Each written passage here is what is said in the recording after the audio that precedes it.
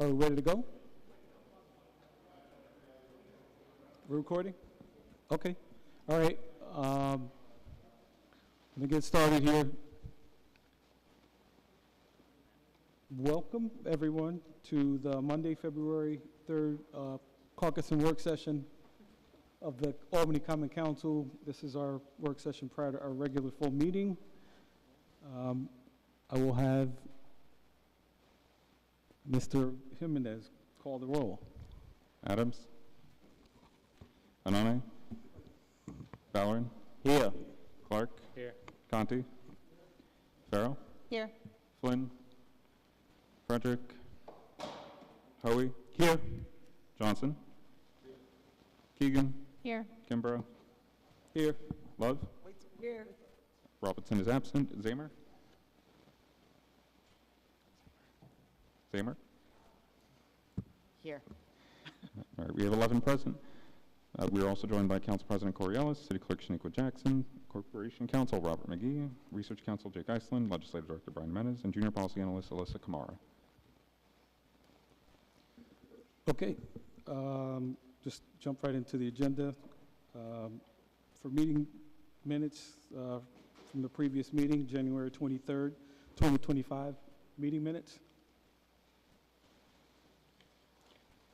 Okay, nothing on local laws. When we get down to consideration of vetoes, we'll have consideration of the mayor's veto, which will be moving forward with the discussion on overriding that and voting.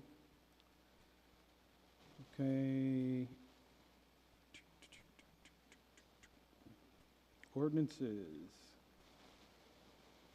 So an ordinance is introduced. Excuse me. Not ordinances introduced. The veto override we'll be doing during that time. Well, actually, we'll be doing it during the veto time period of the meeting. Then skipping on to resolutions, I'll be introducing Resolution 7/2125, resolution of the council appointing Demetra Brown as the marriage officer. Then next, the resolution by me is Resolution 8/2125R, is a resolution of the Common Council celebrating Lunar New Year and recognizing its cultural and historical significance. We're all co-sponsors on that.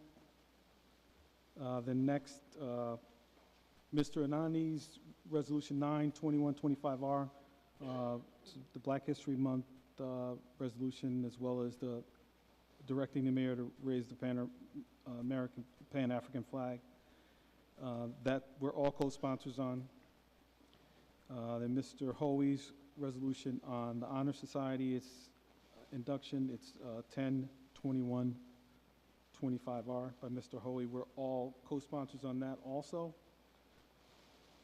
Then next, we'll have a resolution held by Mr. Hoey. It's 119-102-24R. It's a resolution appointing Emily Sowick as a member of the Community Police Review Board. I'll have her come up here now. She's with us. You want to just pop up?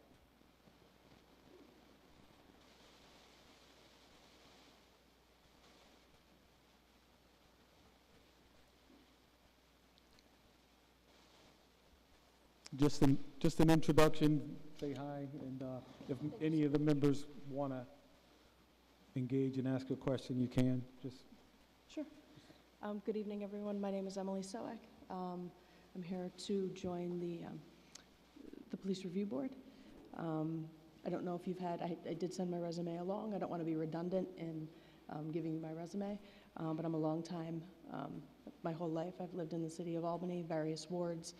I owned a home in the first ward for about 12 years. I just moved into Kelly's ward in August. I live and work in the city of Albany, public school, city of Albany, and I'm currently the principal at St. Anne Institute. My colleague Tom Ellis is in the back. I wasn't expecting him here, but I'm sure he can testify to the quality of my character. any questions? Ms. Farrell. No questions, just thank you so much for being willing to serve. It's really important to have a lot of different people who are dedicated to the city, serving in different roles on these boards and commissions, and this is a particularly important one, so just thank you very much for your willingness to serve on it. I appreciate that. Thank you. Mr. Johnson. Thank you. I just wanted to say thank you for being willing to step up, because at this time, there's a lot of people that don't trust, some of the things that happen in our city, and it's important that we have people that are willing to have that difficult conversation when these situations come up. So, I look forward to working with you, and welcome aboard. Thank you, Mr. Johnson. Okay, thank you. Thank you. All right, I'm going to take a step back. We got two items to add by majority consent. It's Resolution 12. These are both the same number. There are two of them, correct? 12 and 11. Okay, 12, 21, 25R by majority consent, and 11, 21, 25R by majority consent. There are appointments of Zachary Cunningham to Sustainability, and I have duplicates, so I'm missing. Thank you, Joyce. It's Grace Hotop as a member of Sustainability also. That's 11 and 12. Thank you. All right. Under Resolution Cell, we also have Ms. Love's honoring, it's 4/12/25R. It's honoring Roger and Maria Markovitz. I don't know if they're here just yet, but yeah, that was a intro and hold. So pending them making it, we may be moving forward with that. But also there was a request to take that out of order, if possible, Mr. President. So that's that. I'll jump back into ordinances to deal with some ordinances held for our bonding. Okay.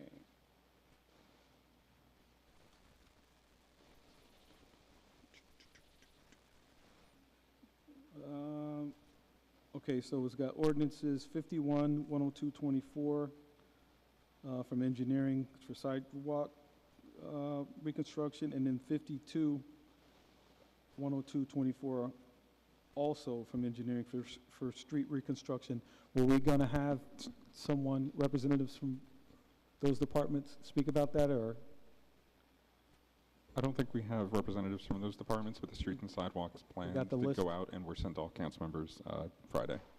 Okay, so no one's here from that, but we did Yep, we also do get the have requested information. we do also have city engineer Howard Goebel in the audience. I don't know if he did want to speak on it though. Do you want to speak on those two bonding ordinances?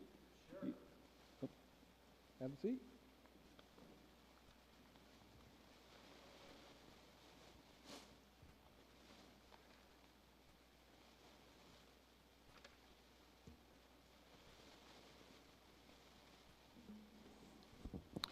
Well, thank you for the opportunity.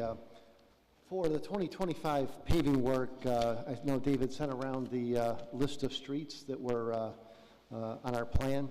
Note that this isn't just a close your eyes, throw darts at the wall, but it's a continuation of multi-years of paving, and this represents a kind of a nexus of joining on work that's been done in the past with an assessment of the conditions of the streets, while at all times trying to meet the equity agenda and trying to make sure that we're paving in each and every ward. Sounds simple, it's very tough, but I think we've come up with a plan here for 2025, which is really going to attack some streets that really need some work, and feel good about the program we have.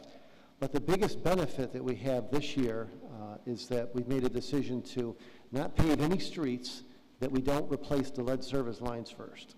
So with that, from an equity agenda perspective, we're definitely taking on something that is a huge challenge for us. The engineering guys here could go out and pave streets and do sidewalks. They got it down, been doing this for years. But we've never worked with the water department in a way, in the synergistic fashion that we're going to work this year. We're doing one contract. It's going out tomorrow for contract one to begin the process, which will deal with this repaving, but first going in and doing all the lead service lines. So on this list here, we're going to replace nearly 900 lead service lines. We got about 10,000 total to do in 10 years based on the federal grant that's available, and so we want to hit it strong on year one. And we're going to learn a lot this year. We got an aggressive program, but one that, based on our work with the water department, we think we can really achieve this and let the public know that not only will we have nice-looking sidewalks, streets that are safe, but we'll have lead service lines that are also safe as well. Any questions? Mr. Conti. Quick question, because I know this is just the contracted list, correct? Correct. And then there's a separate in-house list, in-house paving list. I'm sorry, I didn't hear you. I'm sorry, there's a separate in-house paving list. Correct. That's right. Right. Will the replacement of lead service pipeline also apply with the in-house as well? For the in-house work where we're doing overlays, that work will not handle lead service lines because we're just more or less going in and filling in pothole areas. But where we're going to do any repaving, we're doing, last year we did, I believe, 20 streets of PPST, or it's kind of a hybrid paving that can go rather quickly. We're doing, DGS is managing that, engineering is mentoring the street paving as well. But for those, we've laid down the requirement for any PPST work, the micro paving, that we're going to replace those lead service lines as well. So they have a long list of 44 streets that they're probably going to have to pare down at least in half, because last year we did 22 streets that had PPST on it as well. But those will have the lead service lines replaced as well, so that we're not going out there. The lifespan of PPST is approximately 5 years, maybe up to 8 years, depending on the location. And we just want to make sure the public is aware that if we do go through that process, that we're not going to have to wait for another 5 to 8 years to come back and do the lead service lines. So yes, it will be part of that work. Okay. So is there a separate list? I mean, I know there's a separate in-house list, but will we receive that list? I will see to it that the council gets that list for PPST as well, which Okay. DGS is managing. I contacted them today, asked for, have you guys pared the list down? They figure about a week or so before they get that final list out, but we can certainly share it with the council to make sure everyone's aware of what's happening there, because it's, likewise, they'll have the same challenges that we're having doing the water lines, and I think it's a very good program. I think it's really admirable for what we're doing, and hopefully we can learn a lot and apply those knowledge that we gained this year into successive years. Thank you. Mr. Johnson? I just wanted to say I'm excited to hear that you are putting in consideration, because one of the things that I noticed that whenever they do streets, it seems like right after that, NIMO comes and cuts the streets up and, you know, different things like that. So I know it's hard to prepare for, you know, emergencies, but at least the right conversations are happening, because sometimes those streets are short-lived in the hard work that people put in to fix them up. And they're never the same when the patch jobs come back. So. Well, the way the program has run has been with a great deal of coordination with National Grid. And I've sat through some of the meetings, and National Grid will show up with 10 people. And these folks, they know their gas mains and they know their electric lines, and it's amazing the knowledge they have. But the fact that we're working together to make sure those instances don't happen, obviously emergencies can happen, but we're ensuring that any planned work that they're doing, that and the schedule gets adjusted because they had planned work, and we more or less told them, no, you guys can't do that work now. You're going to have to postpone that work for a long time and make sure your high-profile work that you need to get done is happening before we go in to, so it reshuffles the timing and reshuffles the deck of what we're doing. But I was pretty impressed by the coordination of my staff with National Grid to ensure we don't have those unforeseen instances where we got a beautiful street and then they come in the next year and tear it up. So we don't want that to happen with the water lines, so I think this is really going to work well for both aspects, and we're going to have a much better long-term condition of the streets as we progress this program. Again, thank you, because it's important. The streets don't last, you know, long with the snow, with the seasons that we have. And so just that consideration, I think, will help it extend longer. So again, thank you. Do you have something, Ms. Keegan, or? Yeah, I just, as a point of feedback, when I reviewed the actual maps that you were utilizing for the wards, they weren't updated to reflect the current ward boundaries. Okay, I'll make sure that we, I had them revise the list for me today, and they did inform me that that was the case. So I think we do have the right boundaries now. We can circulate a list that has the correct ward boundaries on them. So appreciate that. Yeah, no, I just wanted to make sure, because I know sometimes projects are allocated by ward, and the ward boundaries were not correct in the mapping that I reviewed. But thank you. All right, thank you. Okay, Ms. Farrell. I just wanted to thank you so much for doing this, because it is a federal mandate. We have to do it.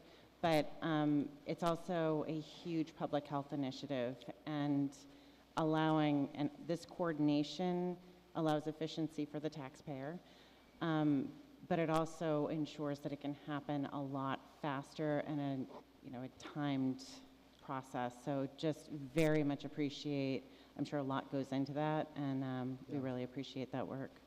Yeah, Judy, we thought we really needed to lean in on year one and make sure that we had a plan in place to get started, because if you fall behind, you'll never catch up. So we're going to gain the knowledge from this year, and the successive years we should have a much better track record. The contractors we work with, we've chatted with them, and for the first time, I think it's going to be next week, we're going to do a pre-bid meeting with the folks to say, here's what we plan on doing, here's how it differs from the past, and try to get some input so when the folks bid, they're bidding on a conversation that we had, not just oh no, we're worried about this or worried about that. So we think that type of leadership is really going to help and lower cost and reduce mobilization and come up with a better project for the public. And that's our real need here. Okay, thank you, sir. All set. Okay. Anything else? Nope. Good. Okay, so next, we'll go back to ordinance 41-102-24. It's on the waste management plan. Were you going to? We'll have Ms. Salmon.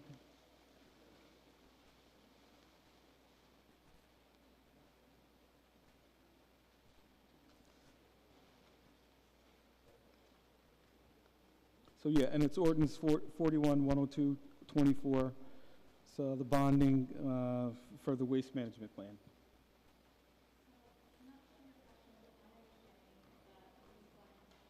I think that's all. I think it's off. Sticker. Press the sticker. Yeah, you got it. I'm not personally working on this project, but my understanding is this is to hire a consultant firm to do detailed design and engineering plans for the eventual closing of the landfill and building of a transfer station. I know that DGS, through their proactive management, we've expanded the life to 2028. So this would be the design year, and then going forward, I think construction would start in the 26 budget cycle. I do know that DGS, I think they're working with Councilmember Flynn on a committee meeting to go through more in depth their plans, but I'm happy to pass along any questions to the department. Anyone have any questions? This bonding? I would just note that we did, at our last caucus, we did talk with Councilmember Flynn, who said that he would be working on a committee meeting to really focus on this, which I think as a council, we should all, anybody who's interested in this should definitely attend that committee meeting. Ms. Frederick? Thank you for being here. Just to, no question for you per se, but just to bring up the conversation we had in Finance Committee during that process. A lot of the questions that we had were around making sure that we were looking at all potential options, given that we're going into a big transition year.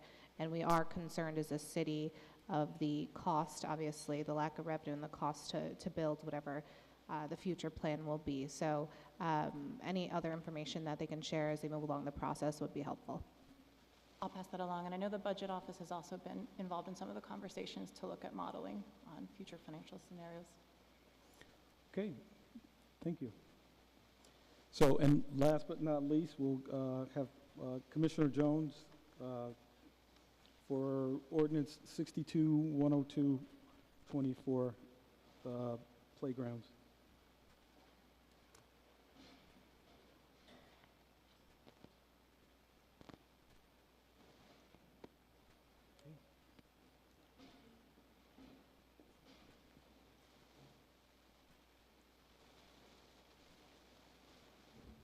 Good evening, everyone. I am here to talk about not only our playgrounds, but at the same time, to talk about some of the work that we've been able to do and some of the work we have coming forward. For many of you who do know, I have Jess Morgan here, who is our Deputy Commissioner of Recreation and who's currently working on our park assessment. And so this information is timely, but at the same time, I'm going to let her touch on all the things we've discussed. Good evening, and I'd like to thank you all for inviting us here tonight. I appreciate the opportunity to share some of the inclusive elements that we have already incorporated into the redesign of playgrounds throughout the city. I'm going to highlight a few parks and go over a few items that we've put in that people may not realize are inclusive. At Mater Christi Park, located at the end of New Scotland Road, there has been a total redesign of that playground. It is a sensory-friendly, autism-inclusive playground designed for children on the spectrum. This park includes sensory play panels, saucer swings, inclusive swings, and a lot of you have seen those yellow swings with the overhead rack that holds a kid in quite securely. They're fun to play in. I put my own nieces in them. We've installed over a half dozen throughout the parks and plan on installing more throughout this spring. The next park I'd like to talk about is Black Lives Matter Park at Lake and Livingston. This park includes several accessible features, including, and I'm proud to say, we have sidewalks that lead from the sidewalk to the Mugu and to all of the inclusive play pieces and the play setup itself. They are handicap accessible ramps and pathways. Additionally, as I said, it has the Mugu, the multi-use game open space. It's an enclosed area that allows individuals to participate in sports such as basketball, soccer, lacrosse, pickleball, and tennis of all abilities and ages. A good one to highlight is Woodlawn Park. Woodlawn Park has undergone quite a significant change the past few years with improvements in accessibility. These include new pathways leading to each play area with ramps to get there.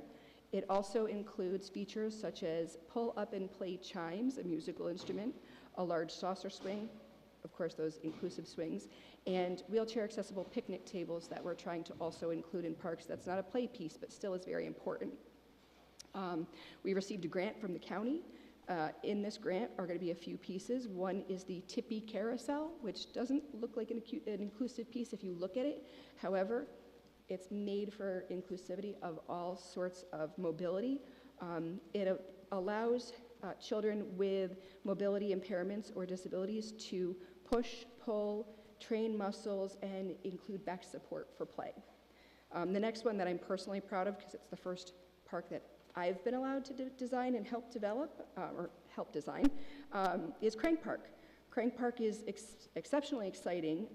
It will include a new parking lot after this spring and walking paths from the playground around to each piece of equipment, allowing more accessibility. It does include several pull-up and play pieces, and we're currently seeking a new piece to go in the space just to make it that much more grand. We also have Buckingham Pond.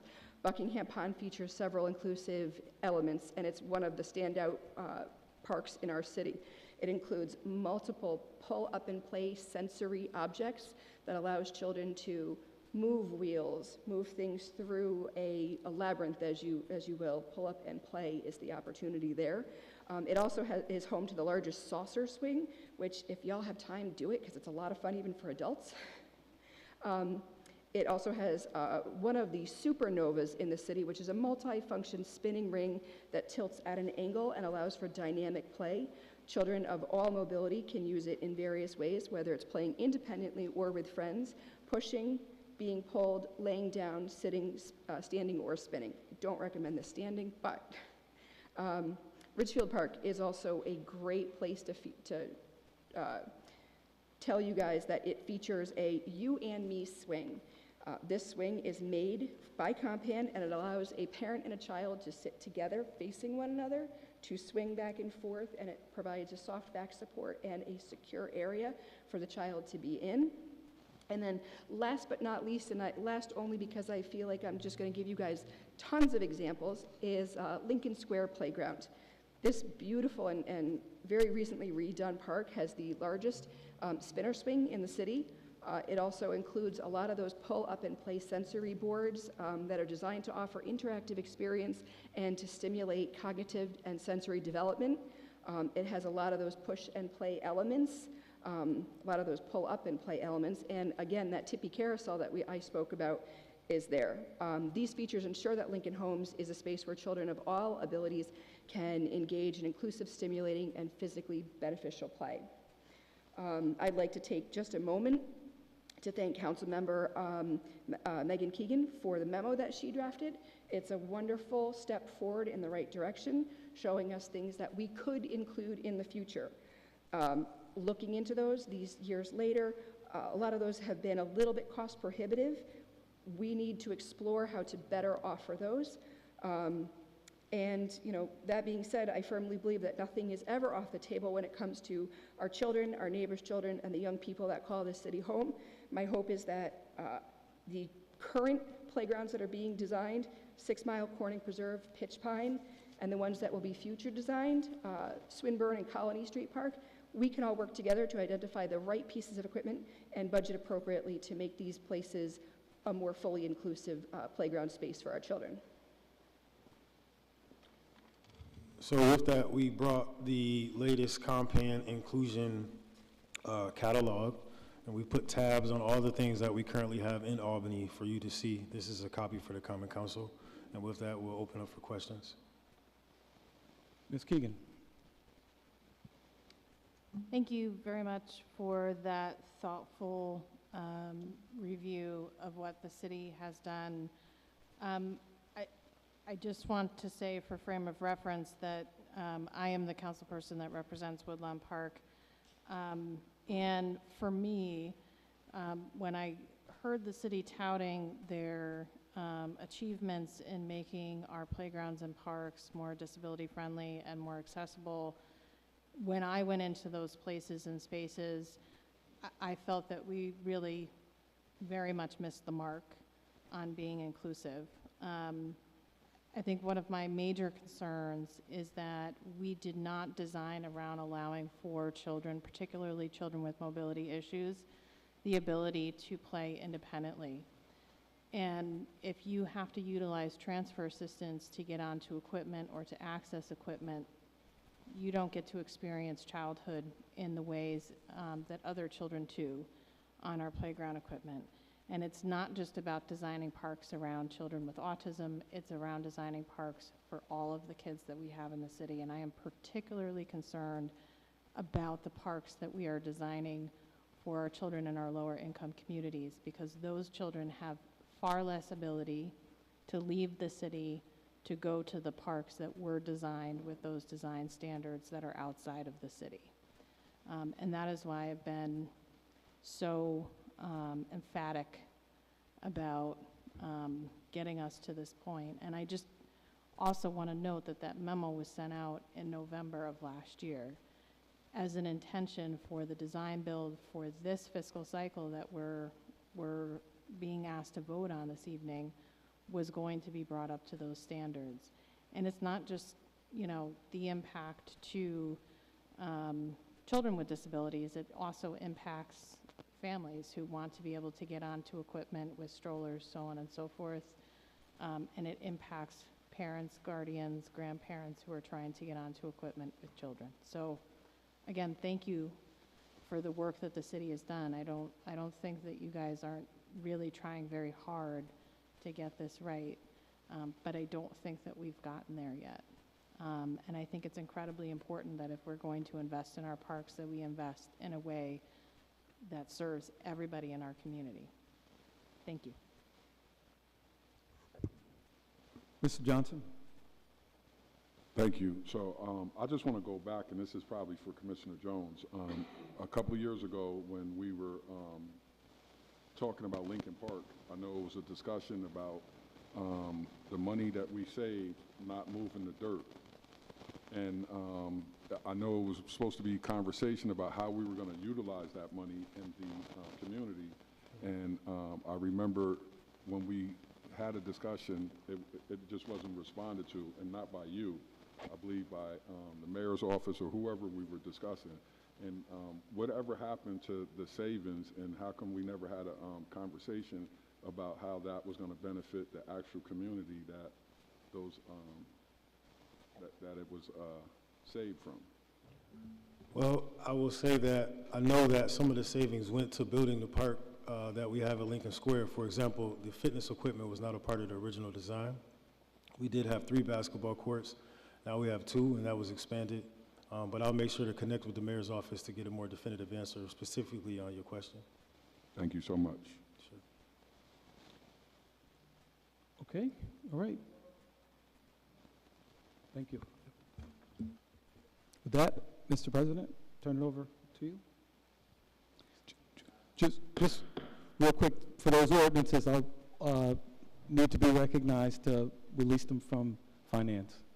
They need to be released from finance. Yeah. Okay. If we could really quickly before we get into the meeting, I had asked, can we Oh, introduce? yes, I'm sorry. She wants to introduce I her. just wanted to introduce you guys to Maggie McCallum. She is an Albany High School student who is going to be interning with me through August. She's going to be working on the Council on Disabilities legislation and some of the updates that we wanted to make to the equity agenda to include those with disabilities. And I would just also note that she is, or was recently, inducted into the National Honor Society.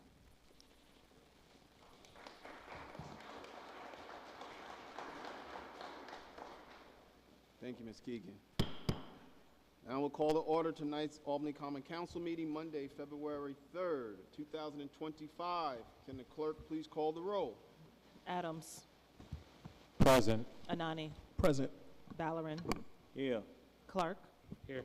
Conti. Farrow. Here. Flynn. Here. Frederick. Here. Hoey. Here. Johnson. Present. Keegan. Here. Kimbrough. Here. Love. Here. Robinson. Zamer. Here. 14 present, 1 absent. Thank you. And can you stand with me in a pledge of allegiance, and after that, we'll have a moment of silence.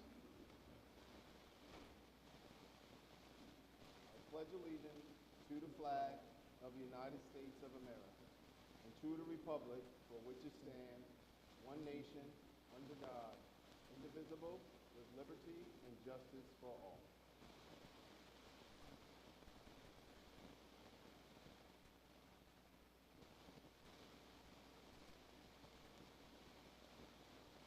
Thank you. Good evening to everyone. I'll recognize Mr. Kimbrough. We have some things we'd like to take out of order. Mr. Kimbrough. Yes, a motion to take resolution 4/12/25R out of order. Is there, 4/12/25R. and I think we want to take another one out of order as well. Mr. Hoey's? Oh, yes, yeah, that's correct. Resolution 10/21/25R by Mr. Hoey. Yep. Is there a second on that motion? Second. All those in favor? Aye. Those opposed? Motion passed. We're going to go in the order that they're in, so this will go with Mr. Hoey's. Mr. Hoey? Thank you, Mr. President. Is there somebody here from Albany High School? Got the superintendent. Oh, the superintendent? Oh, there. Okay, I just wanted to make sure we had somebody here to present our stuff. Thank you. Yes, I noticed Resolution 102125R asked for its introduction and passage via unanimous vote. Thank you, sir.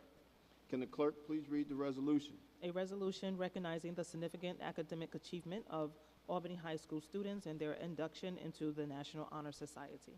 Thank you. Discussion on this resolution. Mr. Hoey. Yeah, thank you, Mr. President. I had the honor of attending the induction ceremony back, last month, and it was really a knowledgeable. It really impressed me that we had 109 students from our high school that were on the honor roll and inducted into this the National Honor Society, which uses there's 4 pillars that make up this National Honor Society. I think as a council, it's important that we honor our students as they move up because they're going to become our future citizens, and the education is the one thing that makes us all equal. We all have a public education. The founders of this country, that was one of the most important things that they put in, that there should be education for all our children. With that, I'm just glad that people showed up. Thank you. Being a Albany City School District lifer, it's only right that I speak about it because many of our schools are struggling, and it is the work of our National Honor students that kind of carry us. And so, when I was at Albany High, I was an athlete, and the athletes do a lot for the school, but our honor students, do so much for the school because not only do they excel in the classroom, but they do a lot of great community work. They do things that are important that we don't talk about. So anytime that we are recognizing our scholars for being scholars, that's a great thing. So, and a lot of those kids, when I was listening, I just thought about Herschel Ainspain. Herschel Ainspain was a student at Albany High when I went, and I think he got one question wrong on his SAT, and he wrote a 25-page letter on how he couldn't get it right. He was a different type of student. Mm-hmm. And I always brag about Albany High because no other school in this area can offer what that high school offers to our kids. So it's a blessing when you hear people coming in those doors taking advantage of it. So good job, and thank you for recognizing them. All said. Ms. Farrell and then Ms. Zamer. Thank you, Mr. President. I'd like to thank my colleague, Councilmember Hoey, and also I noticed my colleague, Councilmember Johnson. I think it is so important that we take the opportunity to recognize students as they do things, and Councilmember Johnson has done an incredible job of doing that across athletics. But Councilmember Hoey reminding us we should be doing it for other things too. And as a proud parent of 3 Albany High grads that were all National Honor Society students, I can say it's also, I would note, and it's the same thing with athletics, that it's not just the teachers at the high school, it's the teachers all the way through.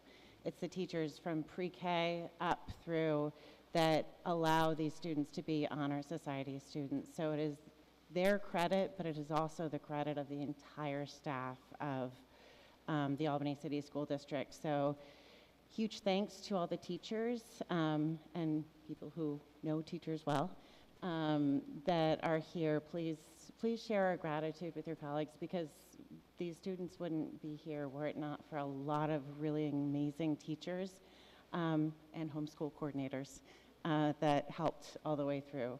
So thank you. Zamer. Thank you, Mr. President. And thank you, Councilmember Hoey, for bringing this to the floor. As a proud Falcon alum myself and a proud Falcon parent, I know that there are so many amazing things that go on in Albany High, and it's the premier high school in the area. And anything we can do to highlight the successes of our students, I think we, as a council, have a responsibility to do that. So just congratulations to all the National Honor Society inductees. Thank you. And seeing no further discussion, since you're all co-sponsors of this, we'll do a voice vote. All those in favor? Aye. Resolution passes. Congratulations. And Mr. Hoey has a citation plaque they'd like to present.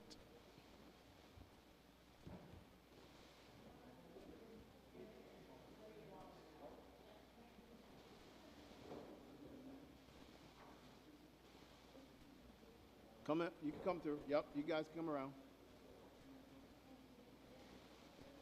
It was good. Oh, it was good. Yeah.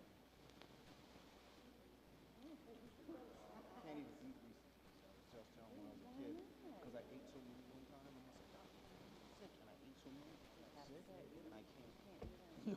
Can't think. That was, I get it. But boy, what a sad day for that one. I was just hungry. And I had got sick and I got in trouble. I got the money. King Jazzy's money.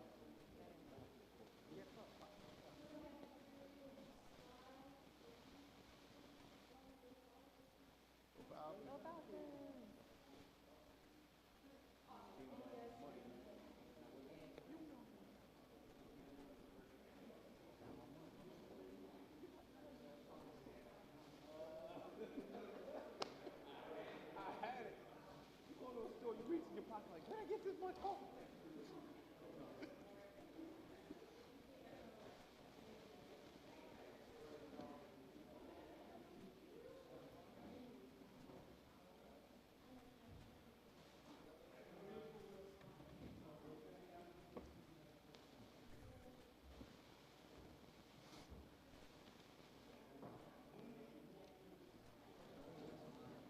Thank you. Getting back to our regularly scheduled program. Moving on to our next resolution out of order. Ms. Love. Thank you, Mr. President. I noticed resolution 4.12.25R and ask for its passage.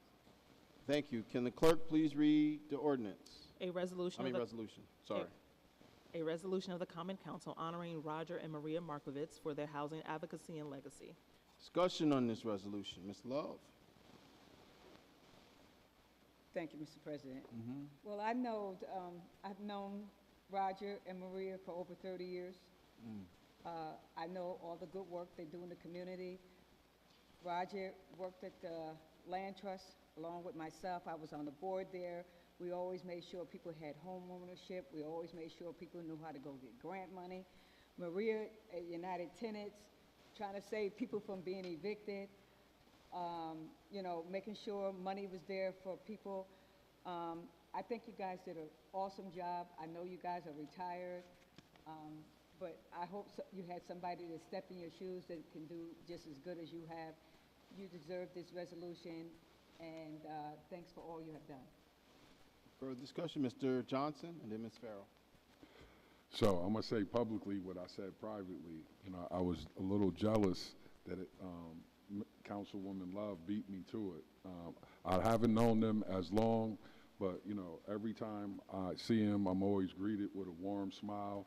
And as far as their voice for housing, you know, they're leaving big shoes to fill. So thank you for your service. Thank you for your effort. Thank you for your consistency, because you saw what was coming before a lot of other people. So again, thank you, and again, thank you, Councilwoman, for bringing this to the floor. Ms. Farrell. Thank you, Mr. President. Before I met Roger and Maria, I consider them Albany living legends. You've done so much incredible good in our city. And you still, despite you being retired, you're still very active. And so grateful for all of your work, but what I would say is you also do it with such kindness. And that it's incredibly special and incredibly unusual to have such fierce advocates that can be very fierce, but also have a heart of kindness that you feel and spread everywhere. So thank you so much. And thank you to Councilmember Love for recognizing them. Mr. Ballin, is your hand up? Oh, Mr. Counselor. Thank you, Mr. President. And thank you, Councilwoman Love, for putting this forward. I do not know them for 30 years, but for the time that I have gotten to know them, I have learned so much about the work that they've done for over 30 years and the work that they're continuing to do. You know, I feel like those who retire always come back doing more work after they retire.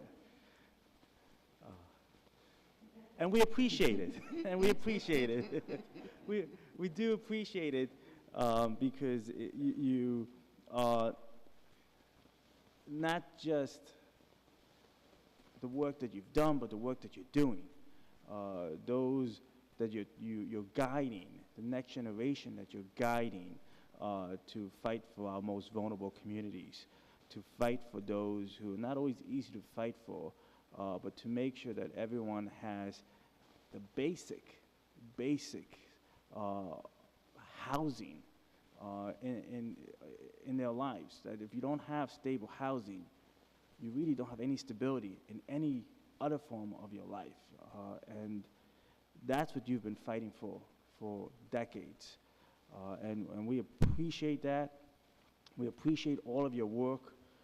We appreciate your kindness. We appreciate your toughness. And we appreciate your banter. If you've ever been to a meeting with Maria and Roger, there's always a friendly, kind banter that shows the love that they've had for these decades, that kept them together and kept them pushing forward for so many other people. So thank you again for all your work that you've done and all the work that you continue to do to make our city a better place to live. Mr. Conti? Thank you, Mr. President, and I want to congratulate, and you don't really retire. You just continue the work, but you're going to continue it in a different way because I know you can't step away. For the longest time, for me, in knowing Roger and Maria, Roger and Maria and United Tenants, it was all the same. You couldn't separate the two. Anytime I had reached out, I always got a response, got help. If I referred constituents, I know they always got help in terms of issues that they needed to deal with. And again, because I know you both cared. And that's the important part when you're working, doing work in advocacy in a nonprofit, community-based organizations. You have to care to make a difference, and that's what you've done over your 30-plus years. And I know you're not finished because you're going to continue, as I say, in a different way. So I do really want to associate myself with all the comments made tonight and really congratulate you on your work and your retirement, whatever that means, and the future. Thank you. Mr. Anani? Yeah, just want to echo the sentiments of my colleagues and just want to really congratulate Roger and Maria for, the years of fighting for tenants and also really fighting to make sure that issues such as slumlords and, substandard housing gets addressed in our city. My colleague Jenny said it, when you have people like yourself who are fighting for marginalized people and disenfranchised people and low-income individuals, it's really difficult to go around smiling and laughing, especially when the establishment is not really listening. But you have led with love and kindness, and it really means a lot, to kind of be a model for many of us who are fighting in this struggle. When I think about you guys, I think about you guys are the original The Rent is Too Damn High, right here in the Capital Region, and we really appreciate all the work that you have done for years and continue to do. So again, just want to thank you for all your work. And I know that many of us will stand on your shoulders because of all the work that you have done and continue fighting for tenants' rights. Thank you so much. And Maria and Roger, thank you so much. When they say 30 years and I started counting back, I said, wow, I've known you over 20 years. But I just want to quickly say thank you for being the housing icons for the city of Albany. Thank you for the love, your perseverance, your steadfast, and being unmovable when it came to representing the tenants and looking at home ownership. In neighborhoods, people didn't want to look at home ownership. And so I really thank you for doing that, and I'm glad that, as we say, that we're able to give you your flowers while you're still here. So congratulations, and with that being said, we're all co-sponsors. All those in favor? Aye. Aye. Thank you. Congratulations. Come. Come in so we can...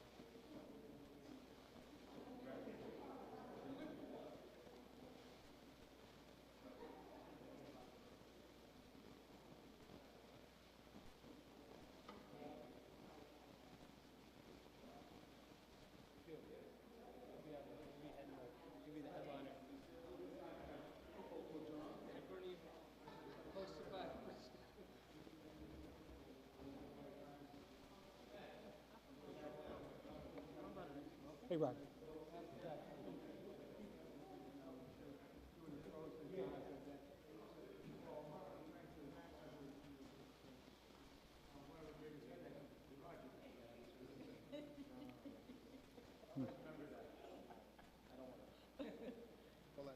Bye-bye.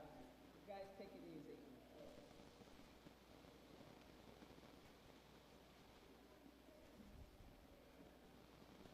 Mr. Kimbrough. Thank you, Mr. President. Motion to take resolutions 112125R and 122125R out of order. Second. Thank you. All those in favor? Aye. Those opposed? Motion passes. So, Mr. Kimbrough. Majority consent? No. Yeah, so you got to ask for majority consent. Oh, okay. Sorry about that. Yeah, thank you, Mr. President. Motion to add resolutions 112125R and 122125R by majority consent. Second. Thank you. All those in favor? Aye. Opposed? Motion passes. Now, Mr. Ballard. Thank you, Mr. President. So we had a great deal of applicants apply for our Sustainability Committee, and I have to say, well, whenever we open up these positions, it always shows how talented our pool of residents are, and how lucky we have to have so many that are willing to put themselves in positions where they're volunteering their time and their skills on this specific issue of sustainability. So we had to make the very difficult decision. Only had 2 openings and moved forward with 2 names. So the 2 names are before you today were the ones that were unanimously selected: Grace Holtap and Zachary Cunningham. They both were interviewed by our committee, and based on their experience, their knowledge, and their interview, they passed through committee with unanimous consent. So I hope that they can get a favorable recommendation here today as well. Thank you. Can the clerk please read the resolution? A resolution of the Common Council appointing Grace Hotop as a member of the Sustainability Commission. Yes, read the next one. A resolution of the Common Council appointing Zachary Cunningham as a member of the Sustainability Commission. Further discussion on this resolution? Mr. Just keep it brief. I'll keep it brief. I know that Zach is a constituent of mine, and we really appreciate him in the Pine Hills neighborhood.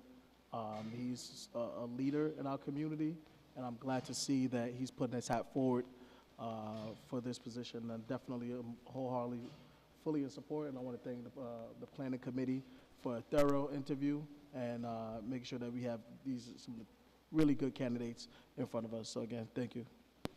Thank you. That's just for everybody. That's just the heat coming on, knocking.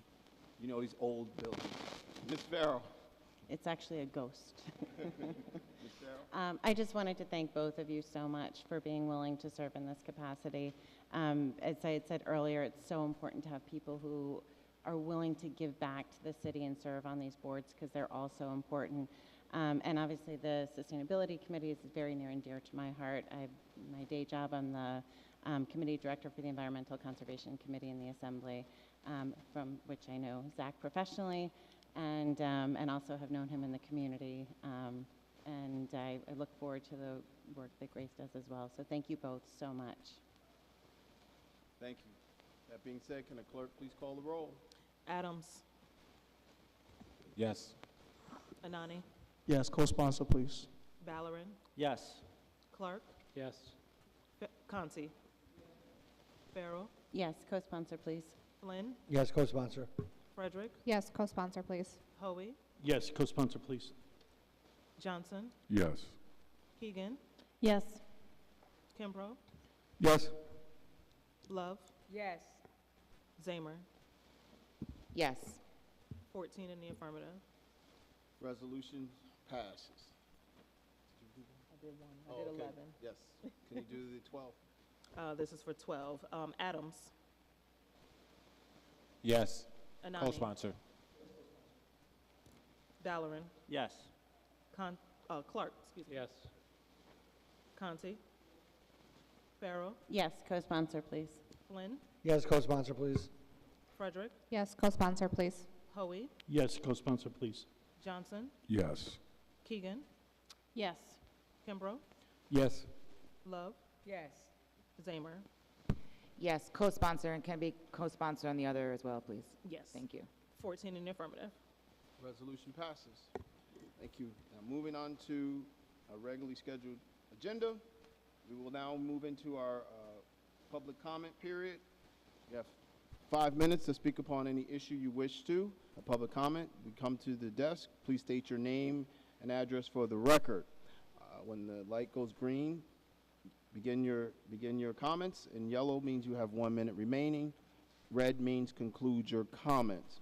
At that time, council members cannot answer or respond to your statements. At that time, if they choose to respond to your statements, they will do so at a later time in the agenda. And with that being said, can the clerk please call the first speaker? Mary Carter. I don't see. Mary Carter, is she still out there?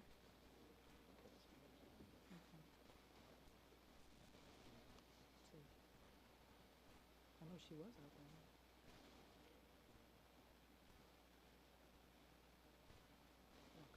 Thank you.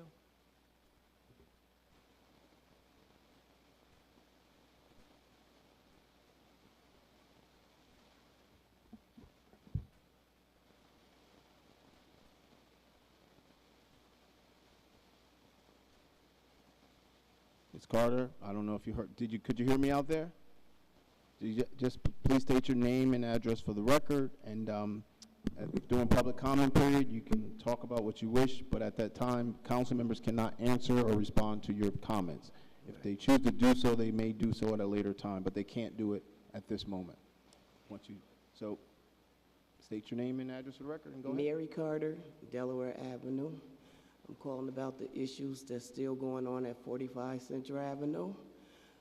It's really getting worse because the people are still coming in off the street, sleeping in the stairwells, you know, smoking crack, shooting up in the trash rooms. I mean, they're coming in off the street, knocking on residents' doors, looking to score drugs and stuff. These residents are scared. Like I said, these issues have to be addressed because with the elevators, they're still breaking down. I was caught in the elevator, stuck for 40 minutes. No one came to my rescue. The elevator man was supposed to have been coming, but he never came. So I had to call the fire department, and they let me out.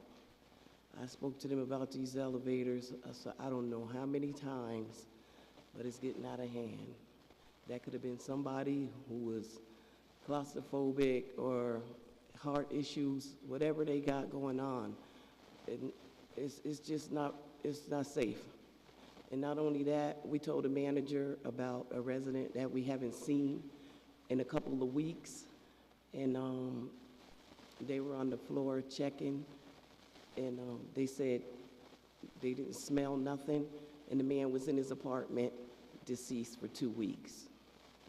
We went to the office and let them know, and like I said, it's like they really, it's not like they're doing what they're supposed to be doing.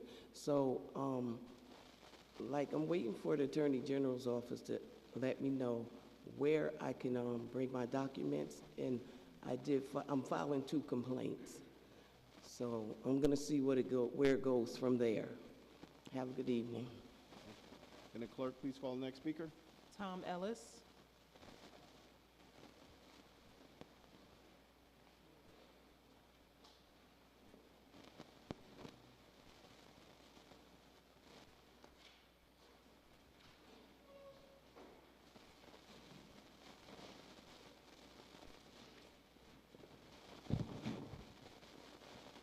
Good evening, everybody. Tom Ellis, North Pine Ave, City of Albany. I would certainly recommend Emily Sowick for the position on the Community Police Review Board, but I am sort of in a conflict of interest in that she is my supervisor. But seriously, I do recommend her. I have a number of comments tonight. I saw some of you at the Martin Luther King celebration that was on January 20th. held in the Empire State Plaza. I was disappointed that none of you were able to speak. I think that some of you could have spoken much better than those who did.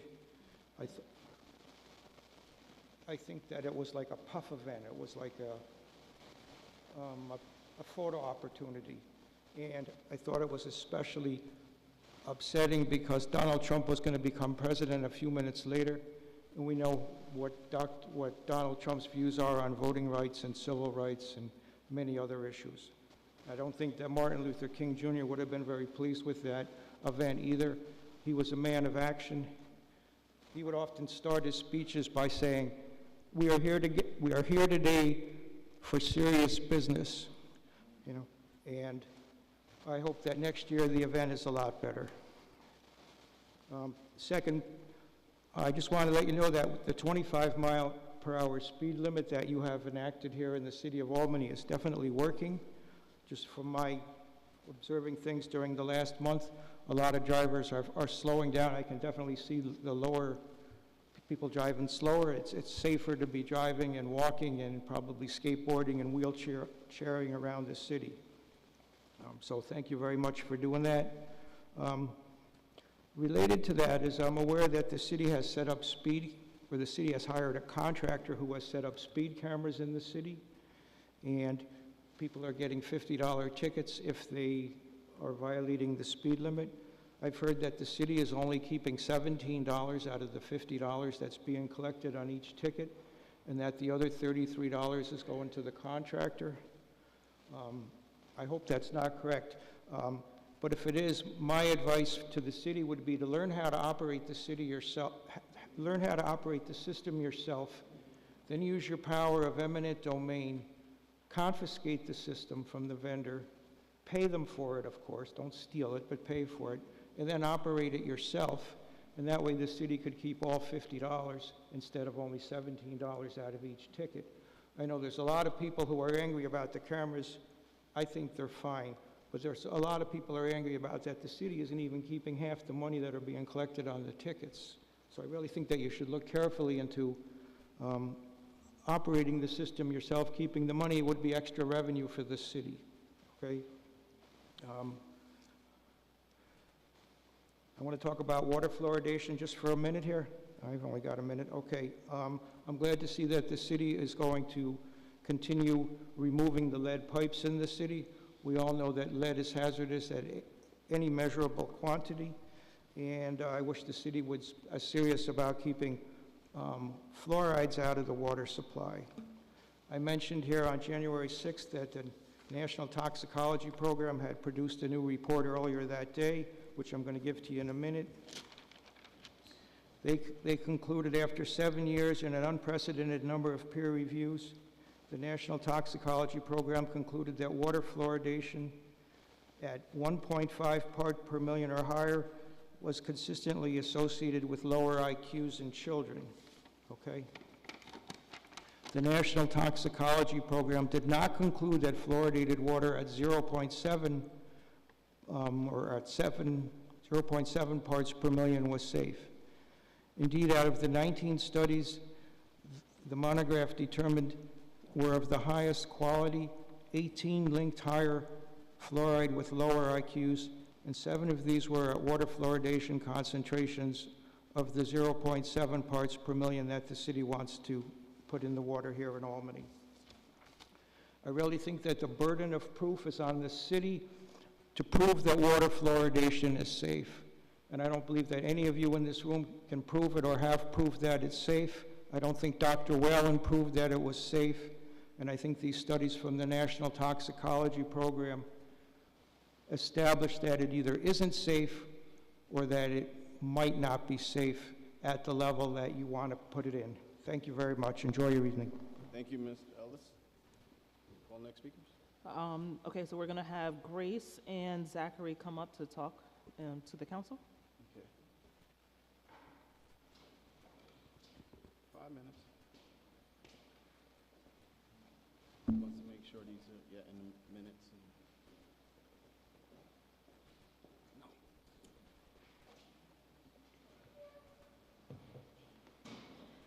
Hi, everyone. I just want to say thank you for having me back. My name is Grace Hotop. I am glad to be serving on the Sustainability Commission. I am, an Albany resident, obviously, but I'm also the Sustainability Manager at Union College in Schenectady.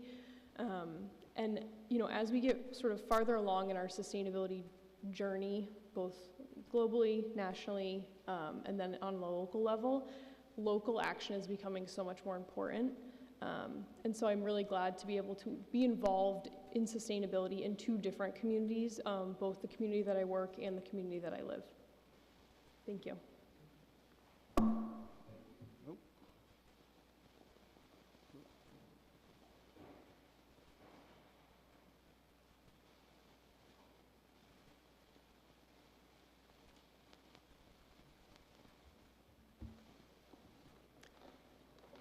Hi, everyone. I'll keep it brief. Zach Cunningham, first and foremost, thank you so much for your vote of confidence. I'm really looking forward to serving on the Sustainability Commission.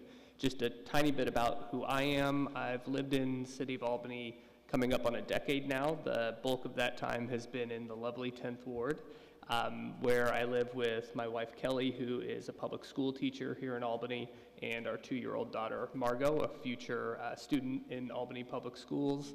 And professionally, I work for an entity called the Climate Jobs Institute, which is part of the School of Industrial and Labor Relations at Cornell University. I'm an extension faculty member there and assistant director of the institute, leading our labor education efforts. I've worked in the labor movement for many years and just very excited, very passionate about this community, very passionate about sustainability issues. So looking forward to serving over the next few years. Thank you. That concludes this evening's public comment period. We'll move on to approval of minutes from previous meetings.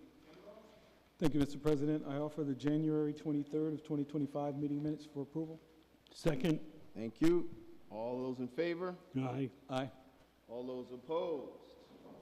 Approval of minutes, previous meeting passes. Consideration of local laws. Moving on to consideration of vetoes. Mr. Nani. Are you considering it? Okay.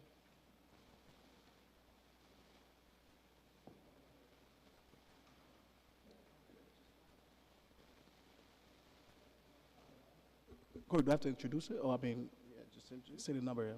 You have a number with you? Ordinance. Notice, ordinance. What's the number? 279124. Thank you, Mr. President. I notice ordinance 2791, 24, and ask for its passage on the roll call. Thank you. Oh, to override the mayor's veto. Thank you. Can the clerk please read the ordinance?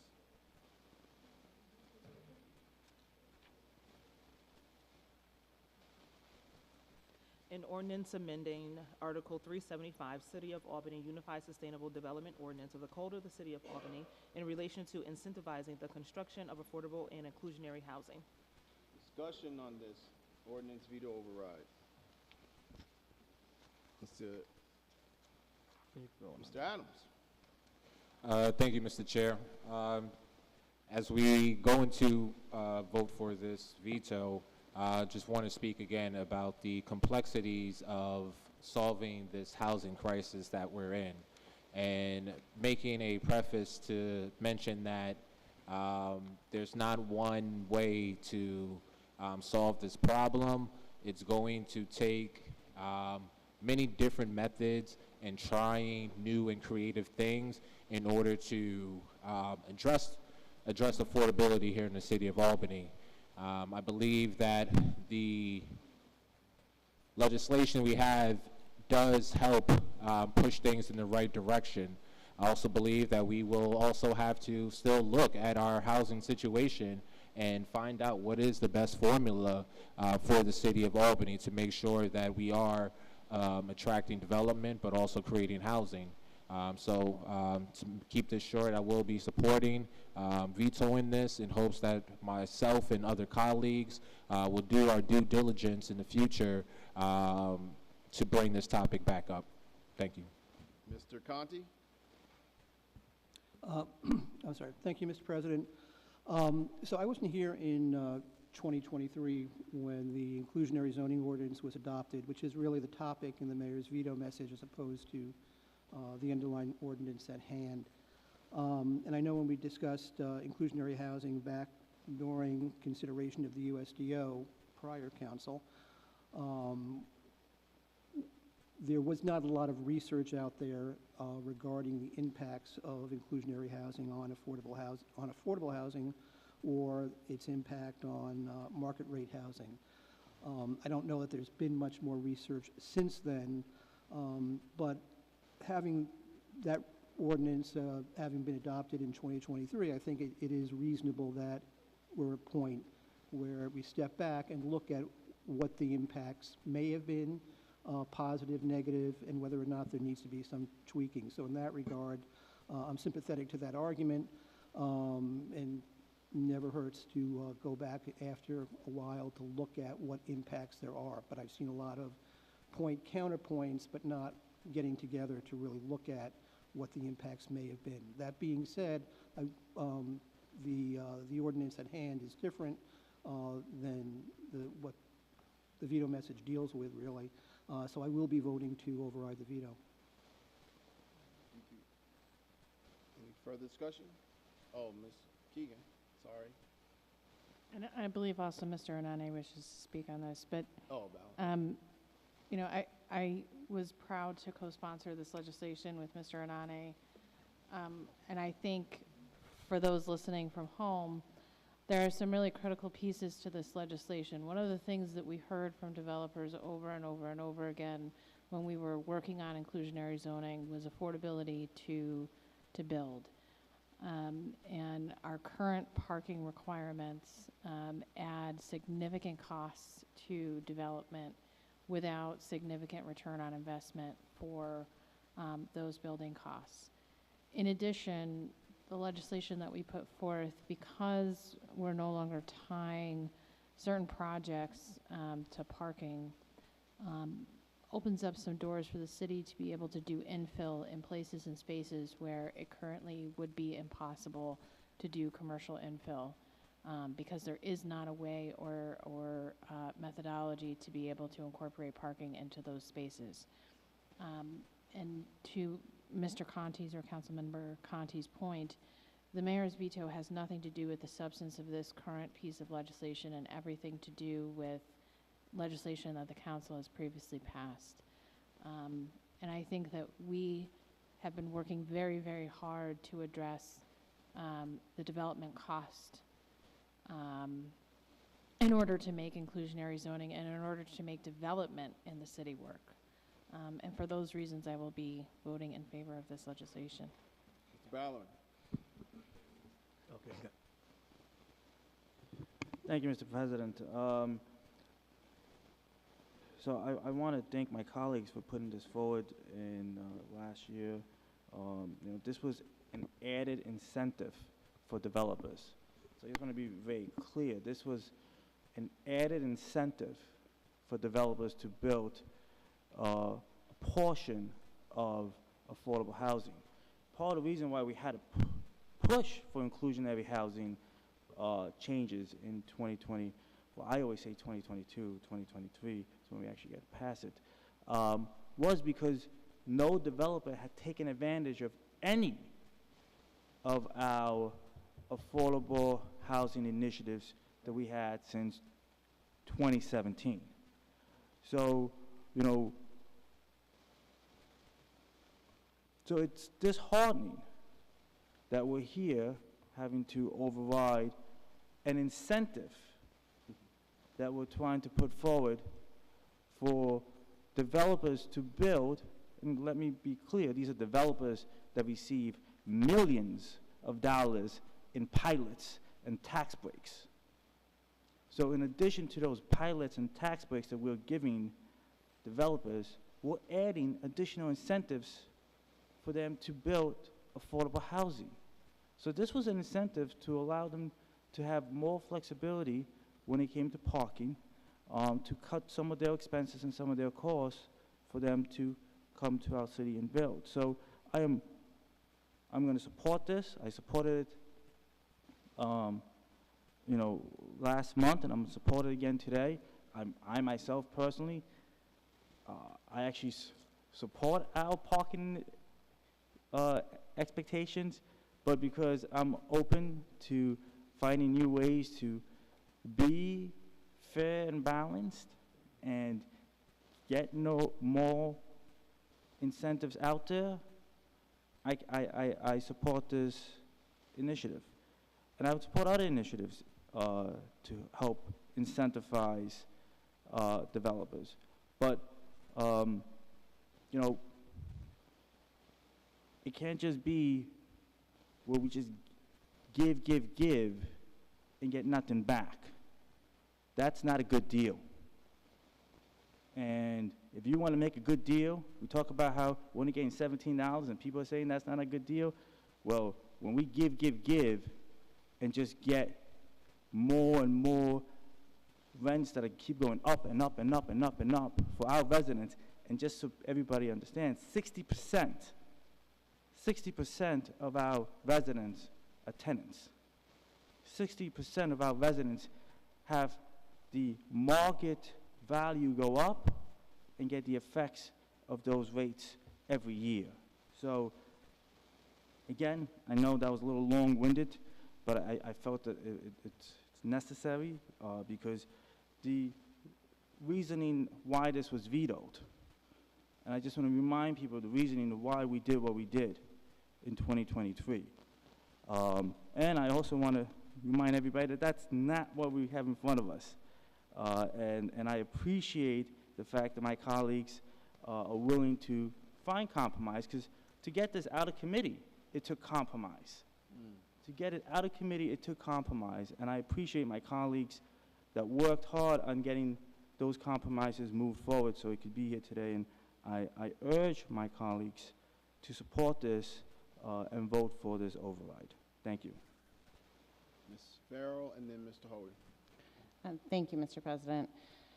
I'd really like to thank my colleagues, Councilmember Anane and Councilmember Keegan, for hearing the pushback from the administration on the inclusionary zoning and working to find solutions. That is something that was requested from the administration. They worked with the administration's departments, the planning department, to move this forward. And it's very frustrating to me that we have council members that are doing what the mayor requests us to do to try to find solutions, and then instead of thanking us, she vetoes the legislation. I have a lot of respect for the mayor. I have a lot of respect for the things that she's done in the city, but I find this incredibly frustrating, and I find her reaction to the inclusionary zoning ordinance and us trying to find solutions completely unacceptable. It's not the way you bring things forward. So I will proudly vote to overturn this veto, and I'd like to thank my colleagues that worked on this, and also all of my colleagues, including the chair, Councilmember Ballerin, on the planning committee that worked to find a solution to move parts of it forward, because we do need solutions. We do need to make sure that we have more housing going in across the board. And I completely agree with that, and I think that this is an important solution. I look forward to overturning the veto. Mr. Hoey? Thank you, Mr. President. Councilmember Adams, I agree with what he said, that we're going to have to come up with multiple ways to be able to provide more housing. One of the big problems that we're going to be dealing with, as you know, over the weekend, this whole tariff things. Most of our lumber comes from Canada. And with a 25% tariff on that, which I've heard is being put off for 30 days, but this is really going to put a dent into any type of development in our area. So we're going to have to be creative and come up with other solutions. One of the ones that I really think we're going to need to approach in the future is short-term rentals. they're taking over 400 units off the market right now that people could be living in all year to make a lot of money like a hotel. So, you know, moving forward, I hope we can do that, and I will support the override tonight. Thank you. Mr. Johnson. Thank you. I will be supporting it, but I want to speak to a lot of what we are trying to accomplish really should be coming from the mayor's office. You know, it's the responsibility of the mayor's office to come up with solutions and not just take one stance. And, you know, I'm really hard on my colleagues sometimes, you know, but I say that the feeling that I have when we stand up and do what's right, because, you know, everybody got to this room by people believing that they would do the right thing by them, and a lot of times that doesn't happen. So in moments like this, it's a feel-good moment that, you know, even when you try to do the right thing, we have been lambasted a lot of times throughout the city in meetings by the mayor. She has attacked us for trying to be responsible to the crisis that we're dealing with. And so I think that we'll see a difference going forward with a person that's in the mayor's office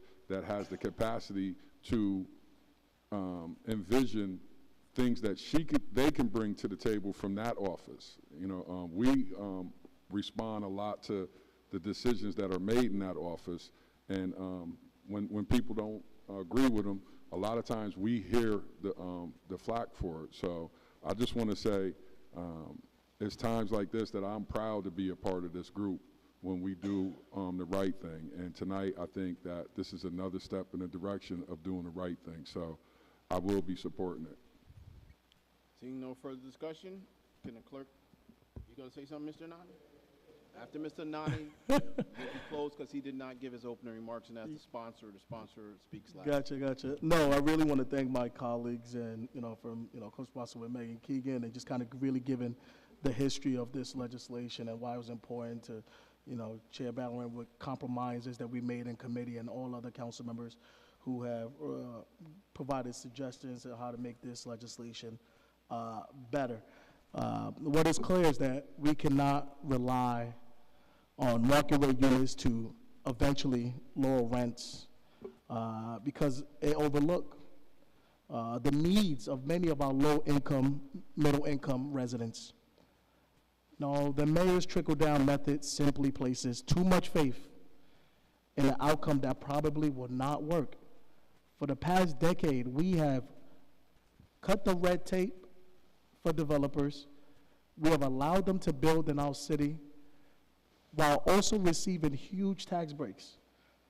But unfortunately, rent is still going up every single day. And that's why the council felt it was important to act when it came to the inclusionary zoning, to make sure that developers who are building in our city, who are receiving huge pilots, give back to the community, and to set aside a few properties, a few units for affordable housing. Just building luxury and loosening regulations for big developers won't address the core of the housing affordability, especially when the greatest demand is coming from working families. Under the mayor's plan, the demand for affordable homes will only grow while neighborhoods are priced out of their communities. We must take targeted action, which we did, which is exactly what this inclusionary housing requirement ordinance 2791-24 does. A developer reached out and said the numbers were not working for them in North Albany. And I worked with planning to come up with this legislation. And then even went to committee and made some compromises with this legislation. It was my hope to actually do a parent ceremony with the mayor, I hope.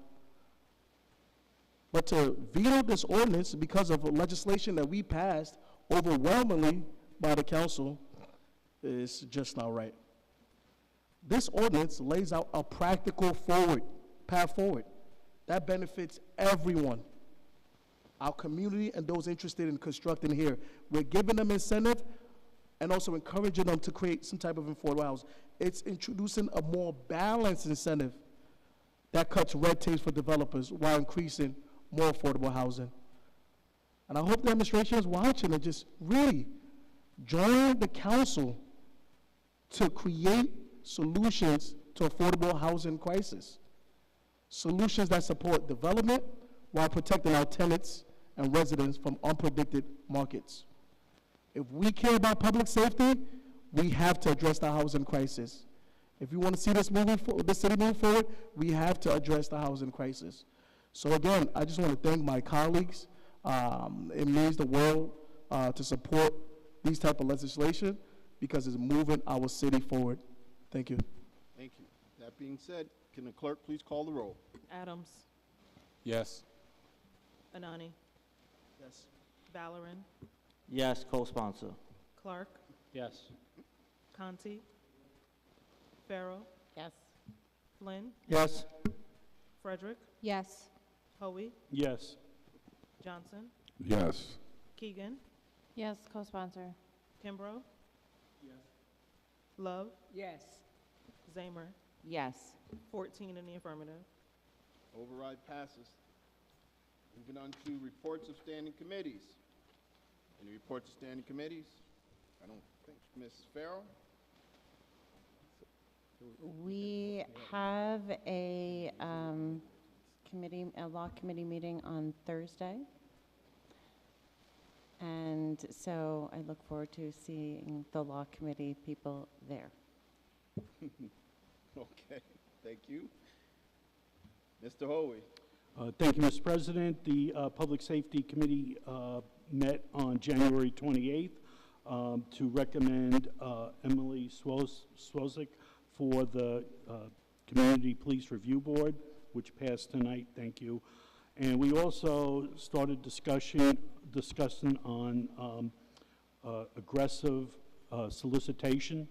It was a very, very long meeting. I think we had over 30 people come and testify, and we will have to meet, further and see what we can do with it. Thank you. Thank you. See no further discussions on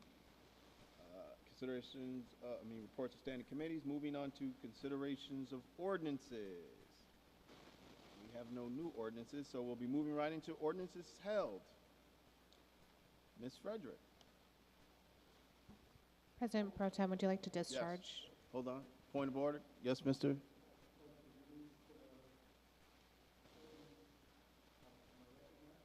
Yes.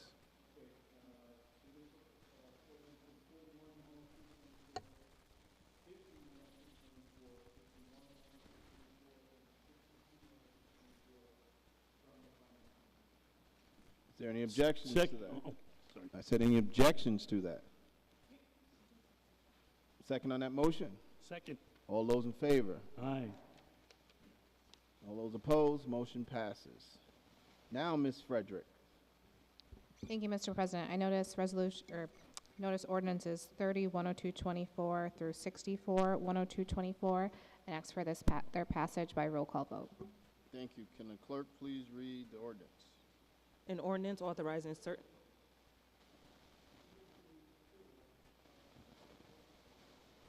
Yes, they already are. Yes. Yeah, I just do what they tell me to. I don't know how that happens. I don't know how that wasn't already released. But go ahead.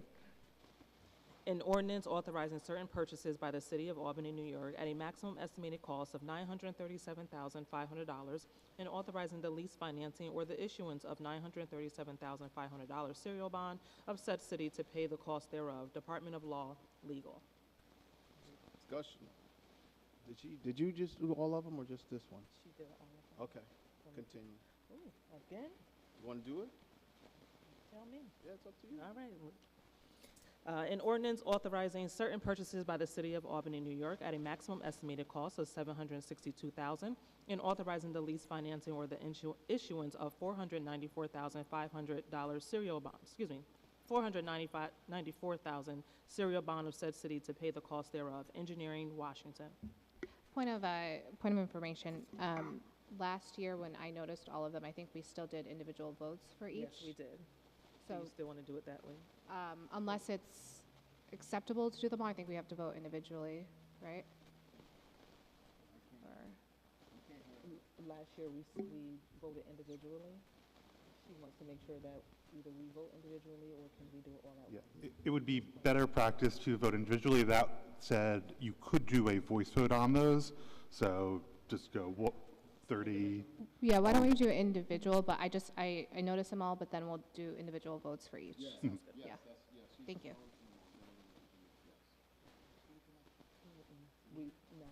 We did them one at a time. So, back to the first one. Back to the first. Back to the first one. Want me to read it again? Okay. Can we just vote on it? Yes, we can vote on it. Okay, roll call vote. This is for 310224. Adams. Yes. Anani. Yes. Ballerin. Yes. Clark. Yes. Conti. Farrell. Yes. Flynn. Yes. Frederick. Yes. Hoey. Yes. Johnson. Yes. Keegan. Yes. Kimbrough. Yes. Love. Yes. Zamer. Yes. 14 in the affirmative. Thank you. Next one, 31, an ordinance authorizing certain purchases by the City of Albany, New York, at a maximum estimated cost of $762,000, and authorizing the lease financing or the issuance of $494,000 serial bond of said city to pay the cost thereof. Engineering, Washington. Discussion on this? Seeing none? Clerk call the roll. Adams. Yes. Anani. Ballerin. Yes. Clark. Yes. Conti. Farrell. Yes. Flynn. Yes. Frederick. Yes.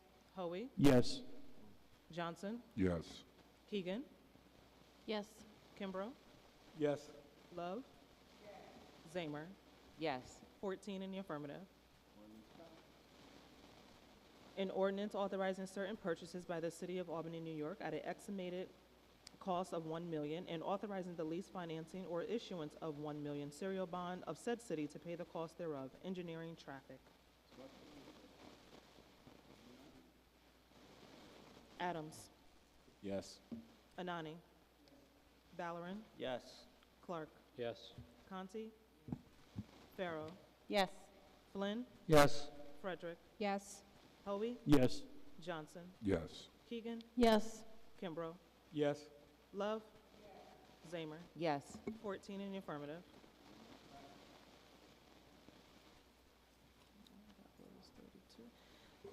An ordinance authorizing certain purchases by the City of Albany, New York at a maximum estimated cost of $330,000, and authorizing the lease financing or issuance of $330,000 serial bond of said city to pay the cost thereof. Engineering, maintenance.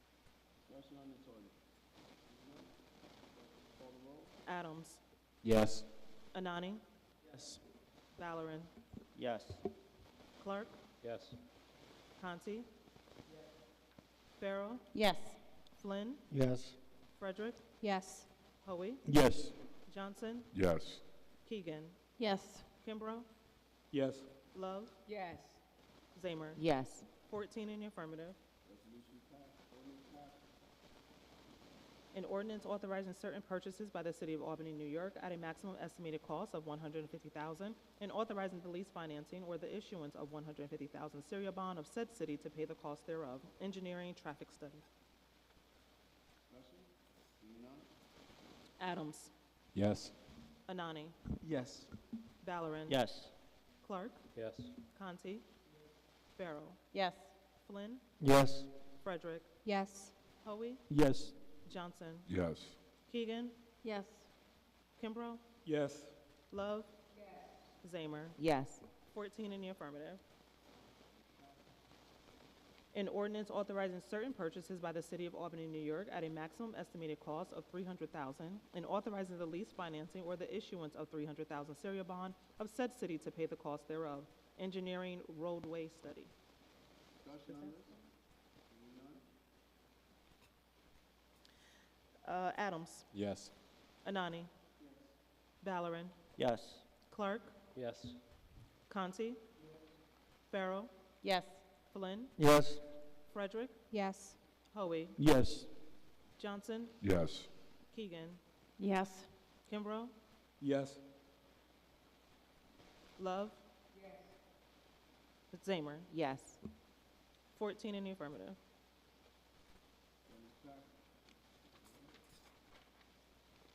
An ordinance authorizing certain purchases by the City of Albany, New York at a maximum estimated cost of $1,100,000 and authorizing the lease financing or the issuance of $1,100,000 serial bond of said city to pay the cost thereof. Engineering, traffic. Discussion on this? Seeing none? Adams, Yes. Anani, Yes. Valorant, Yes. Clark, Yes. Conti, Farrell, Yes. Flynn, Yes. Frederick, Yes. Hoey, Yes. Johnson, Yes. Keegan, Yes. Kimbrough, Yes. Love, Zamer. Yes. 14 in the affirmative.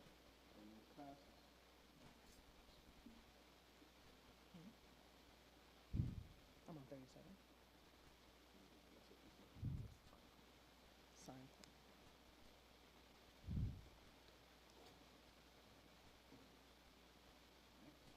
An ordinance authorizing certain purchases by the City of Albany, New York at a maximum estimated cost of $180,000 and authorizing the lease financing or the issuance of $180,000 serial bond of said city to pay the cost thereof. Engineering, traffic sign printer. Discussion? Seeing none? Adams, Yes.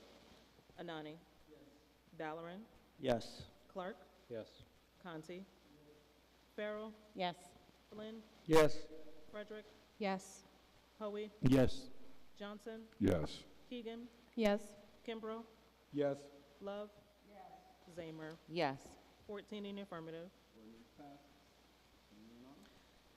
An ordinance amending Ordinance 56-10223, which authorizes certain purchases by the City of Albany, New York, at a maximum estimated cost of $500,000, and authorizing the lease financing or the issuance of $500,000 serial bond of said city to pay traffic engineering, electric vehicle infrastructure.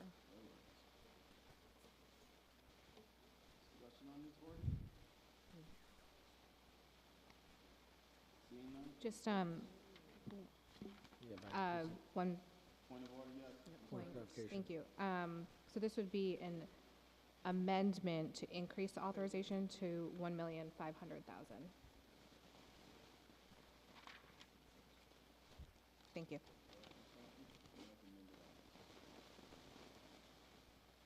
Clerk, please call the roll. Adams, Yes. Anani. Valorant, Yes. Clark, Yes. Conti, Farrell,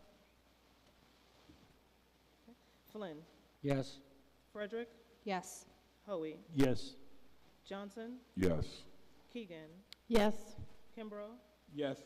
Love, Zamer. Yes. 13 in the affirmative. An ordinance authorizing certain purchases by the City of Albany, New York at a maximum estimated cost of $650,000 and authorizing the lease financing or the issuance of $650,000 serial bond of said city to pay the cost thereof. Engineering, streetlights, capital improvements. Any discussion on this? Seeing none? Clerk, call the roll. Adams, Yes. Anani. Valorant, Yes. Clark, Yes. Conti, Farrell, Flynn, Yes. Frederick, Yes. Hoey, Yes. Johnson, Yes. Keegan, Yes. Kimbrough, Yes. Love, Zamer. Yes. 12 in the affirmative. Ordinance passes. Continuing on. An ordinance authorizing certain purchases by the City of Albany, New York at a maximum estimated cost of $100,000 and authorizing the lease financing or the issuance of $100,000 serial bond of said city to pay the cost thereof. DGS greenhouse replacement. Discussion on this ordinance? Seeing none? Call the roll. Adams, Yes. Anani. Valorant, Yes. Clark, Yes. Conti, Farrell, Yes.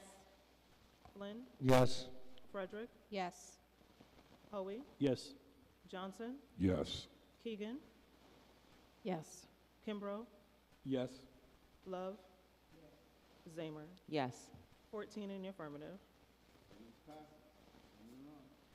An ordinance authorizing certain purchases by the City of Albany, New York at a maximum estimated cost of $3,366,000 and authorizing the lease financing or the issuance of $3,366,000 serial bond of said city to pay the cost thereof. DGS Waste Management Plan.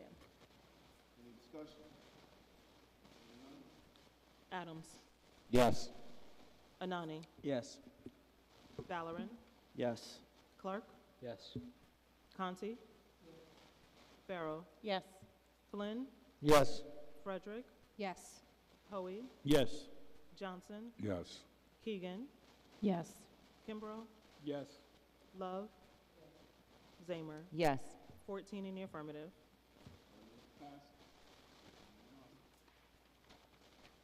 An ordinance authorizing certain purchases by the City of Albany, New York at a maximum estimated cost of $2,747,000 and authorizing the lease financing or the issuance of $2,747,000 serial bond of said city to pay the cost thereof. DGS Maintenance Equipment. Adams, Yes. Anani, Yes. Valorant, Yes. Clark, Yes. Conti, Farrow, Yes. Flynn, Yes. Frederick, Yes. Hoey, Yes. Johnson, Yes. Keegan, Yes. Kimbrough, Yes. Love, Zamer. Yes. 14 in the affirmative. An ordinance authorizing certain purchases by the City of Albany, New York at a maximum estimated cost of $1 million and authorizing the lease financing or issuance of $1 million serial bond of said city to pay the cost thereof. DGS Public Bathrooms. Adams, Yes. Anani, Valorant, Yes. Clark, Yes. Conti, Farrow, Yes. Flynn, Yes. Frederick, Yes. Hoey, Yes. Johnson, Yes. Keegan, Yes. Kimbrough, Yes. Love, Zamer. Yes. 14 in the affirmative.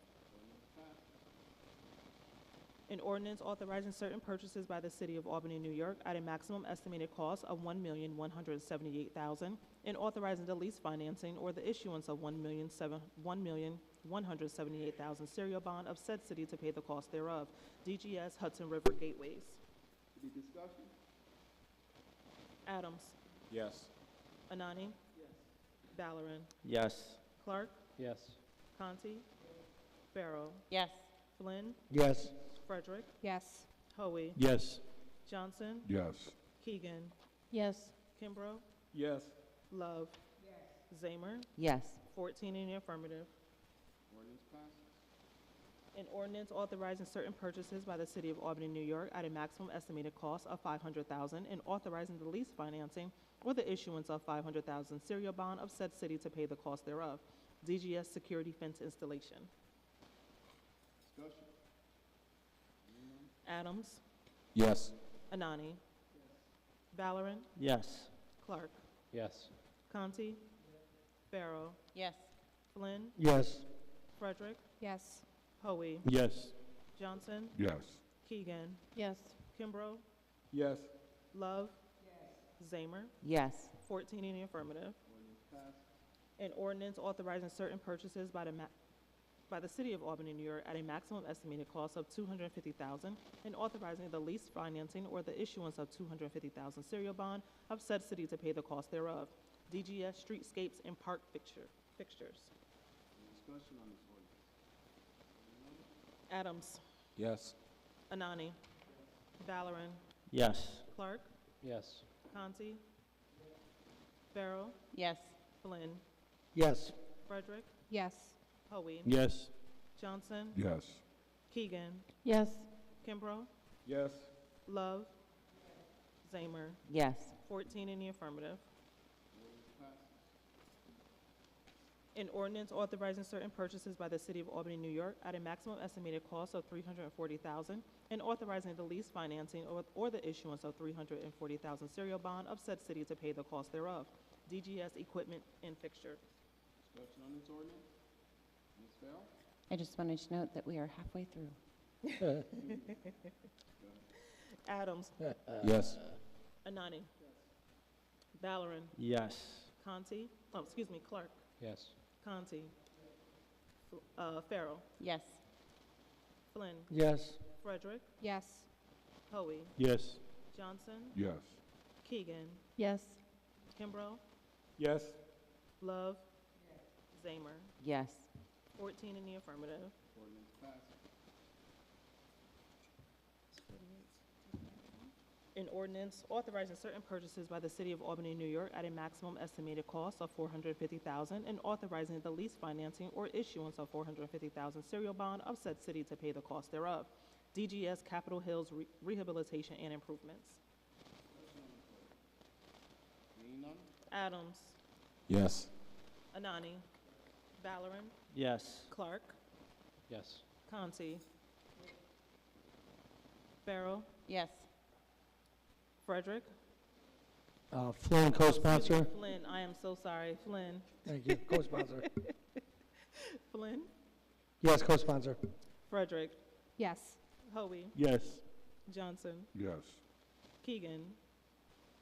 Yes. Kimbrough. Yes. Love. Zamer. Yes. 14 in the affirmative.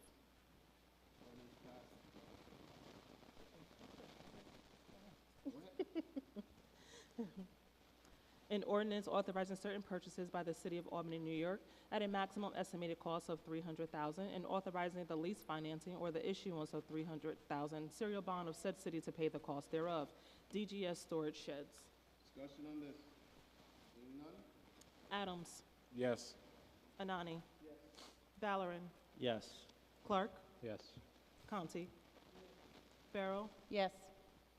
Flynn. Yes. Frederick. Yes. Hoey. Yes. Johnson. Yes. Keegan. Yes. Kimbrough. Yes. Love. Zamer. Yes. 14 in the affirmative.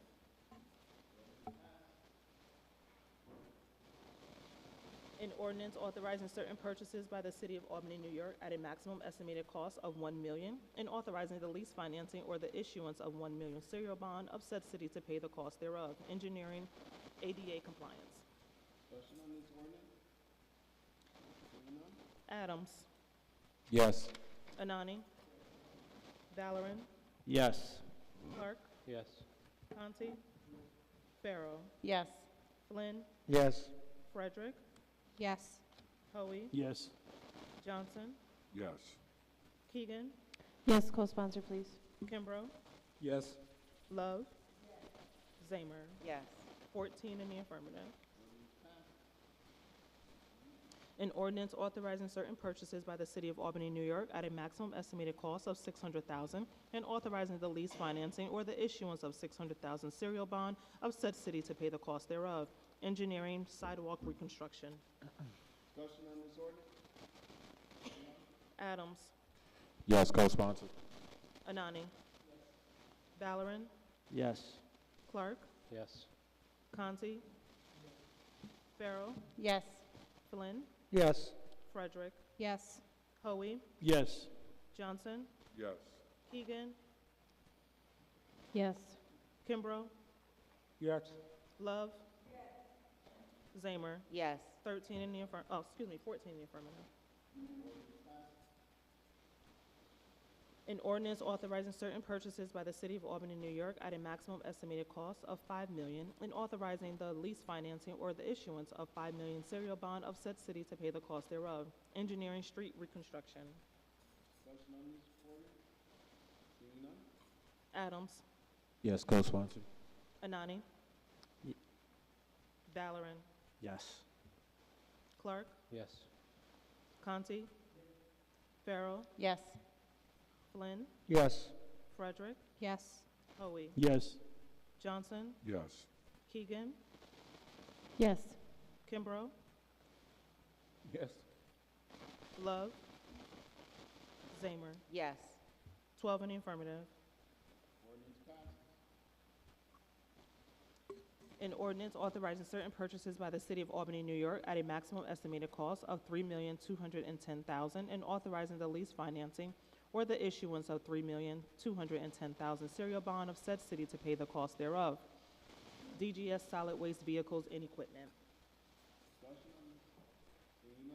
Adams. Yes. Anani.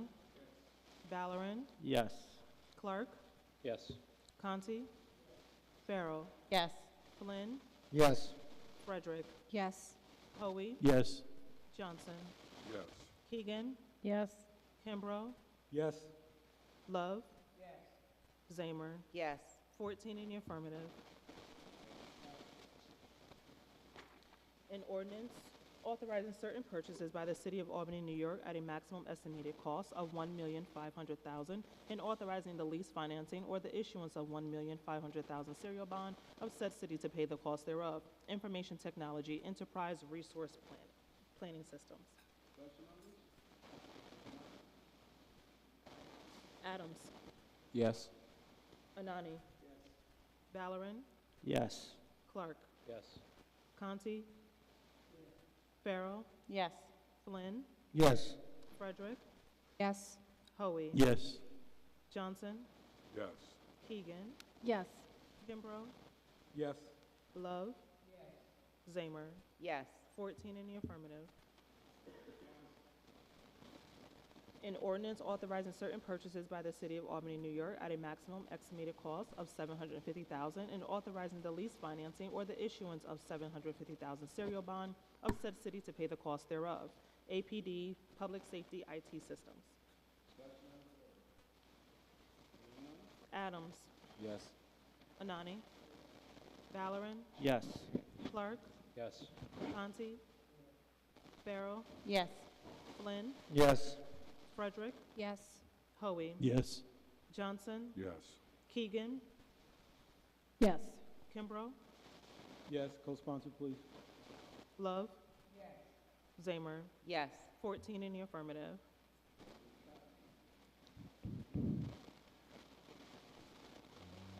An ordinance authorizing certain purchases by the City of Albany, New York at a maximum estimated cost of $500,000 and authorizing the lease financing or the issuance of $500,000 serial bond of said city to pay the cost thereof. APD Police Station Infrastructure Improvements. Adams. Yes. Anani. Valorem. Yes. Clark. Yes. Conti. Farrell. Yes. Flynn. Yes. Frederick. Yes. Hoey. Yes. Johnson. Yes. Keegan. Yes. Kimbrough. Yes. Co-sponsor, please. Love. Zamer. Yes. 14 in the affirmative. An ordinance authorizing certain purchases by the City of Albany, New York at a maximum estimated cost of $300,000 and authorizing the lease financing or the issuance of $300,000 serial bond of said city to pay the cost thereof. APD Motor Vehicles. Adams. Yes. Anani. Valorem. Yes. Clark. Yes. Conti. Farrell. Yes. Flynn. Yes. Frederick. Yes. Hoey. Yes. Johnson. Yes. Keegan. Yes. Kimbrough. Yes. Co-sponsor, please. Love. Zamer. Yes. 14 in the affirmative. An ordinance authorizing certain purchases by the City of Albany, New York at a maximum estimated cost of $1,750,000 and authorizing the lease financing or the issuance of $1,750,000 serial bond of said city to pay the cost thereof. AFD Fire Vehicles.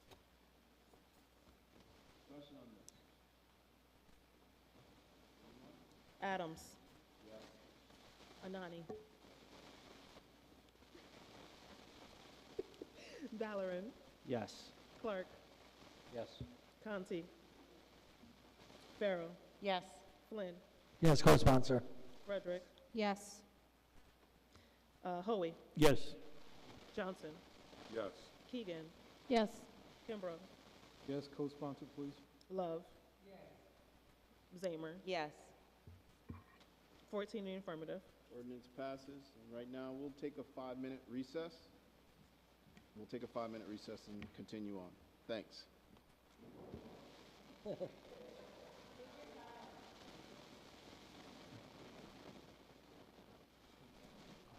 Grab us.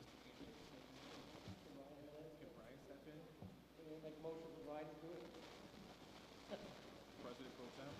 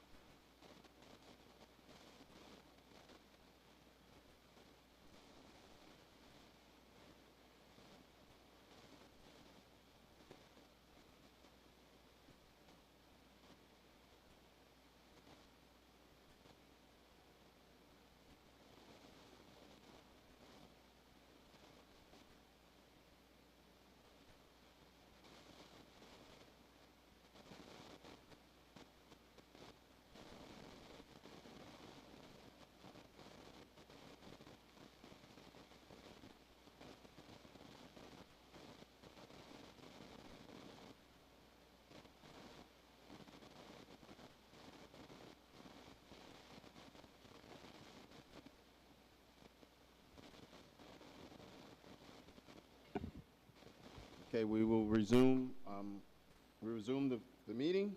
Meeting is back in order. And the clerk will read the next ordinance.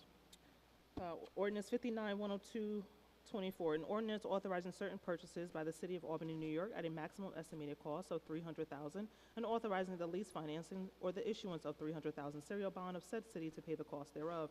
AFD fire stations infrastructure improvements. Discussion on this ordinance? Seeing none? Adams. Yes. Anani. Valorem. Yes. Clark. Yes. Conti. Farrow. Yes. Flynn. Yes, co-sponsor. Frederick. Yes. Hoey. Yes. Johnson. Keegan.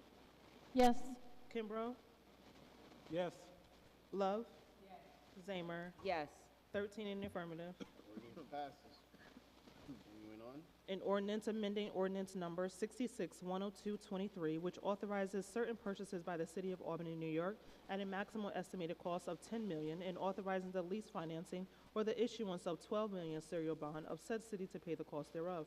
Recreation West Hill Community Center by increasing such maximum estimated cost to $20,500,000 and such authorizations to $18,500,000. Discussion on this. Seeing none, can the clerk call the roll? Adams. Yes, co-sponsor. Anani. Valorem. Yes, co-sponsor, please. Clark. Yes. Conti. Farrow. Yes, co-sponsor, please. Flynn. Yes, co-sponsor. Frederick. Yes. Hoey. Yes. Johnson. Keegan. Yes, co-sponsor, please. Kimbrough. Yes, co-sponsor. Love. Zamer. Yes, co-sponsor, please. 13 in the affirmative. Ordinance passes. An ordinance amending ordinance number 67-10223, which authorizes certain purchases by the City of Albany, New York, at a maximum estimated cost of $5 million, and authorizing the lease financing or issuance of $7,400,000 serial bond of said city to pay the cost thereof. Recreation Hoffman Community Center by increasing such maximum estimated cost to $10,150,000 and such authorizations to $7,750,000. Discussion on this ordinance. Seeing none? Adams. Yes. Anani. Valorem. Yes. Clark. Yes. Conti. Farrow. Yes. Flynn. Yes. Frederick. Yes. Hoey. Yes. Johnson. Keegan. Yes, co-sponsor, please. Kimbrough. Yes, co-sponsor, please. Love. Zamer. Yes, co-sponsor, please. 13 in the affirmative. Ordinance passes. An ordinance authorizing certain purchases by the City of Albany, New York at a maximum estimated cost of $1,220,000 and authorizing the lease financing or the issuance of $1,220,000 serial bond of said city to pay the cost thereof. Recreation playgrounds. Thank you. Discussion, Ms. Keegan. So last year, we increased the allocated amount for the playground bond in order to assist the Department of Recreation in meeting the goals that were requested by the council for improved accessibility on our parks and playgrounds. And during budget season 2023, as I said during caucus, I created a memo that provided them a template for how to do this, and they didn't do it. And we are going to go now through another design build year without them implementing really, really basic things around accessibility on our playground equipment. I just can't express how completely frustrated I am at this point with the Department of Recreation and the city on this issue. And I will not be voting to pass this bond. Thanks. Thank you. Any further discussion? Seeing none, can the clerk please call the roll? Oh, sorry. Frederick. Thank you, and thank you, Councilmember Keegan, for your steadfast and continued advocacy for accessibility in our playgrounds. I will be supporting this tonight as we do need to move forward this bond resolution, our bond ordinance, to ultimately make sure our playgrounds that are planned get the appropriate funding to be able to be restored or rebuilt or redone in this year. That being said, I would love to see, since this has been a continued I would say miscommunication or misalignment between the Department of Recreation and the Common Council, potentially the Parks and Recreation Committee looking towards some form of reporting or something to make sure that every single playground is truly getting the thorough review that is needed to make sure it is truly accessible and a place for all. Thank you. Thank you. Ms. Farrell? And I just wanted to say, I will be voting yes on this, but I very much appreciate Councilmember Keegan's steadfast bringing the subject up, but also holding the administration accountable on it. And I would love to see this discussed more in parks, because we really do need a solution for it. And I'm very close to voting no, but I do think we need to move forward with playgrounds, so I will be supporting it, but it is a tepid support. Thank you, Mr. Johnson. I will be supporting Councilwoman Keegan and not voting yes for this one, right? But I'm gonna also bring something from Giffen. Principal Brown used to always say, let's write this on our next year folder. You know, we can't keep on saying yes to stuff, and then the next year we don't follow up on it. You know, we have to, because it's the law. ADA says, and it's plain and clear. And I don't know how we're able to get around that. And you know, I just think that we're never gonna get what we're looking for if we keep on saying yes and working in that manner. So I'm gonna stand with my colleague on this one, and I'm going to say no. I won't be supporting it. Any further discussion? Clerk, please call the roll. Adams. Yes. Anani. Ballerin. Yes. Clark. Yes. Conti. Farrell. Yes. Flynn. Yes. Frederick. Yes. Hoey. Yes. Johnson. No. Keegan. No. Kimbrough. Yes. Love. Zamer. Yes. 12 in the affirmative, 2 no.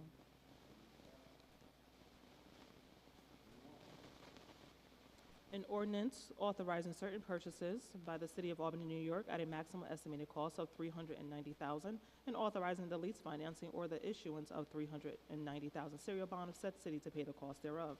Recreation spray pads. Adams. Yes. Anani. Ballerin. Yes. Clark. Yes. Conti. Farrell. Flynn. Yes. Frederick. Yes. Hoey. Yes, co-sponsor, please. Johnson. Yes. Keegan. Yes. Kimbrough. Yes. Love.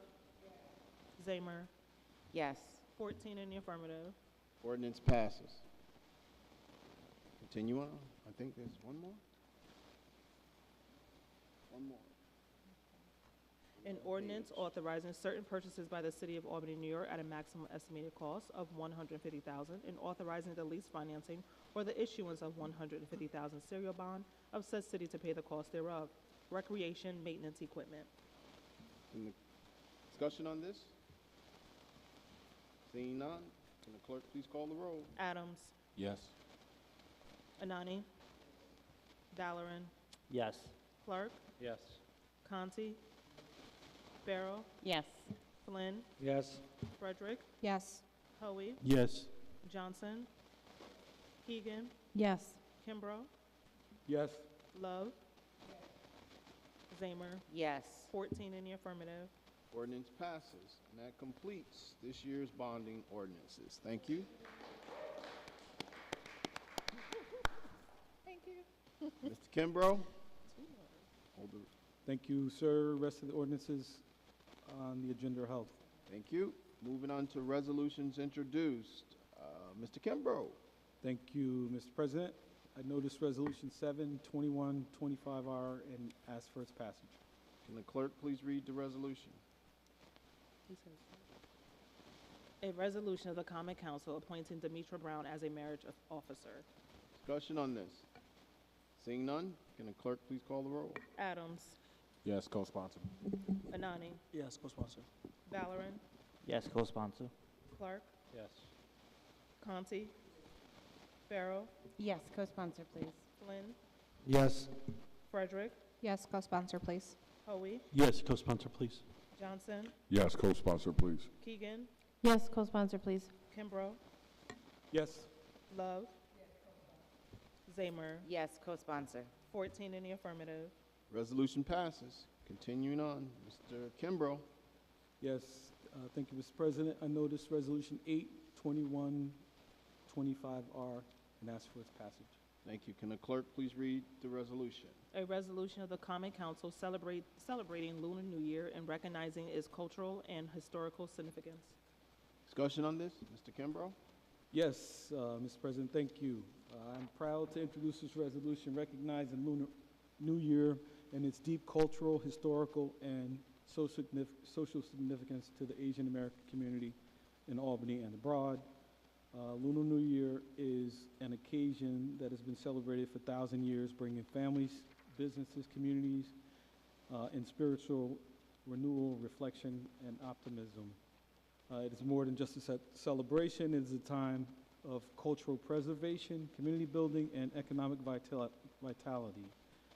Here in Albany, our Asian American residents have contributed immensely to our city's diversity, economy, and cultural richness. They've built businesses, educated our children, served in our government and healthcare, and added to the fabric of what makes Albany thriving and an inclusive community. It is only fitting that we recognize and celebrate their traditions. As we mark the Year of the Snake, we recognize and acknowledge the resilience, wisdom, and transformation that this zodiac symbol represents. Just as a snake sheds its skin to grow anew, this holiday reminds us of the importance of embracing change, learning from the past, and moving forward with renewed hope. This resolution reaffirms our city's commitment to diversity, inclusion, and cultural appreciation. My daughters taught me how to say Happy Lunar New Year in Mandarin, but I'm going to spare y'all. So, thank you. Thank you, sir. Any further discussion? Seeing we're all co-sponsor on this, so let's be a voice vote. All those in favor? Aye. Aye. Resolution passes. Continuing on, Mr. Anani. Thank you, Mr. President. I notice Resolution 9/2125R and ask for its passage on a roll call thereon. Thank you. Can the clerk please read the resolution? A resolution of the Common Council honoring Black History Month and the contributions of African Americans and directing the mayor to raise the Pan-African flag on the City Hall annually in solidarity. Discussion, Mr. Anani. Thank you, Mr. President. There's a resolution that we've been passing for the past couple of years, really to highlight the important roles that African Americans have played in shaping American history and acknowledging the sacrifices and struggles of African Americans in the ongoing fight for civil rights, equality, justice, and racial justice. This resolution further asks the mayor of the city of Albany to raise the Pan-African flag on City Hall each February in solidarity and recognition of Black History Month. The Pan-African flag was designated to represent people of African diaspora with its symbolism: red for both the blood shed by Africans who died in the fight for liberation and the shared blood of the African American people, black for the Black people, and green for the growth and natural fertility of Africa, and to symbolize Black freedom. As our population continue to grow and become more diverse, it's important that we recognize all groups in our city. Thank you. Thank you. Any further discussion? Seeing none, since you're all co-sponsors, voice vote. All those in favor? Aye. Resolution passes. Now we're moving on to resolutions held. Mr. Hoey. Thank you, Mr. President. I notice Resolution 119-102-24R and ask for its passage. Thank you. Can the clerk please read the resolution?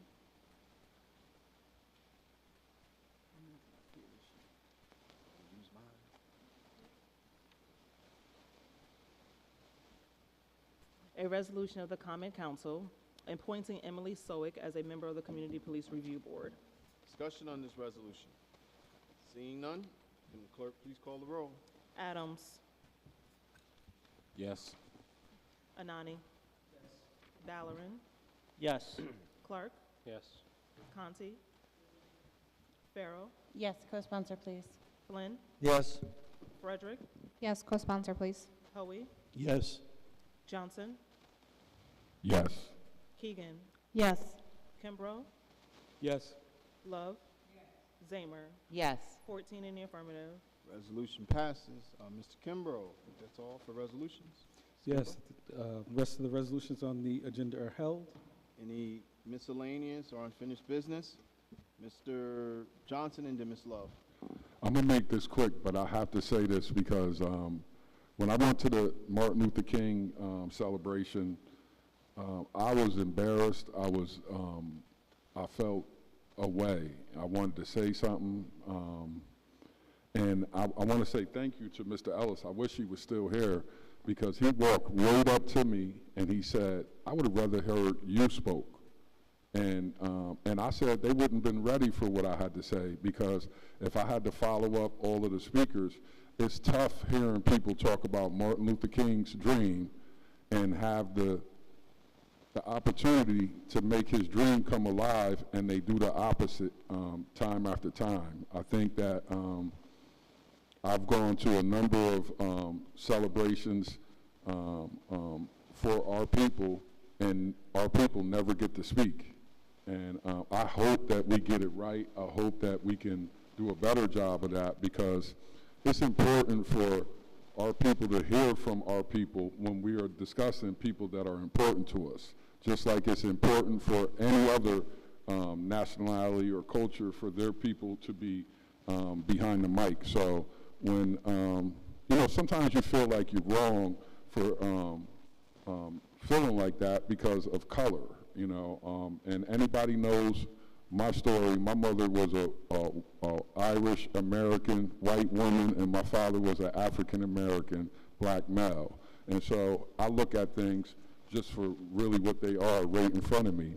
And he made me feel like I wasn't wrong. And then when he came here tonight and he spoke on it again, I just respect people that just call it like it is. And I think that going forward, I hope we can do a better job of making sure that people get a chance to express their feelings about their heroes, and they can hear it coming from people that look just like them. Thank you. Ms. Love? Thank you, Mr. President. This Mary Carter that came down to speak about 45 Century Avenue, while there is abundance of problems in that building, she is one of them. She's an aide to one of the clients over there,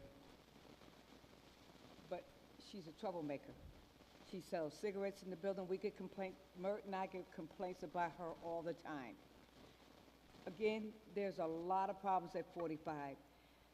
I call downtown all the time, down to housing. I put in complaints.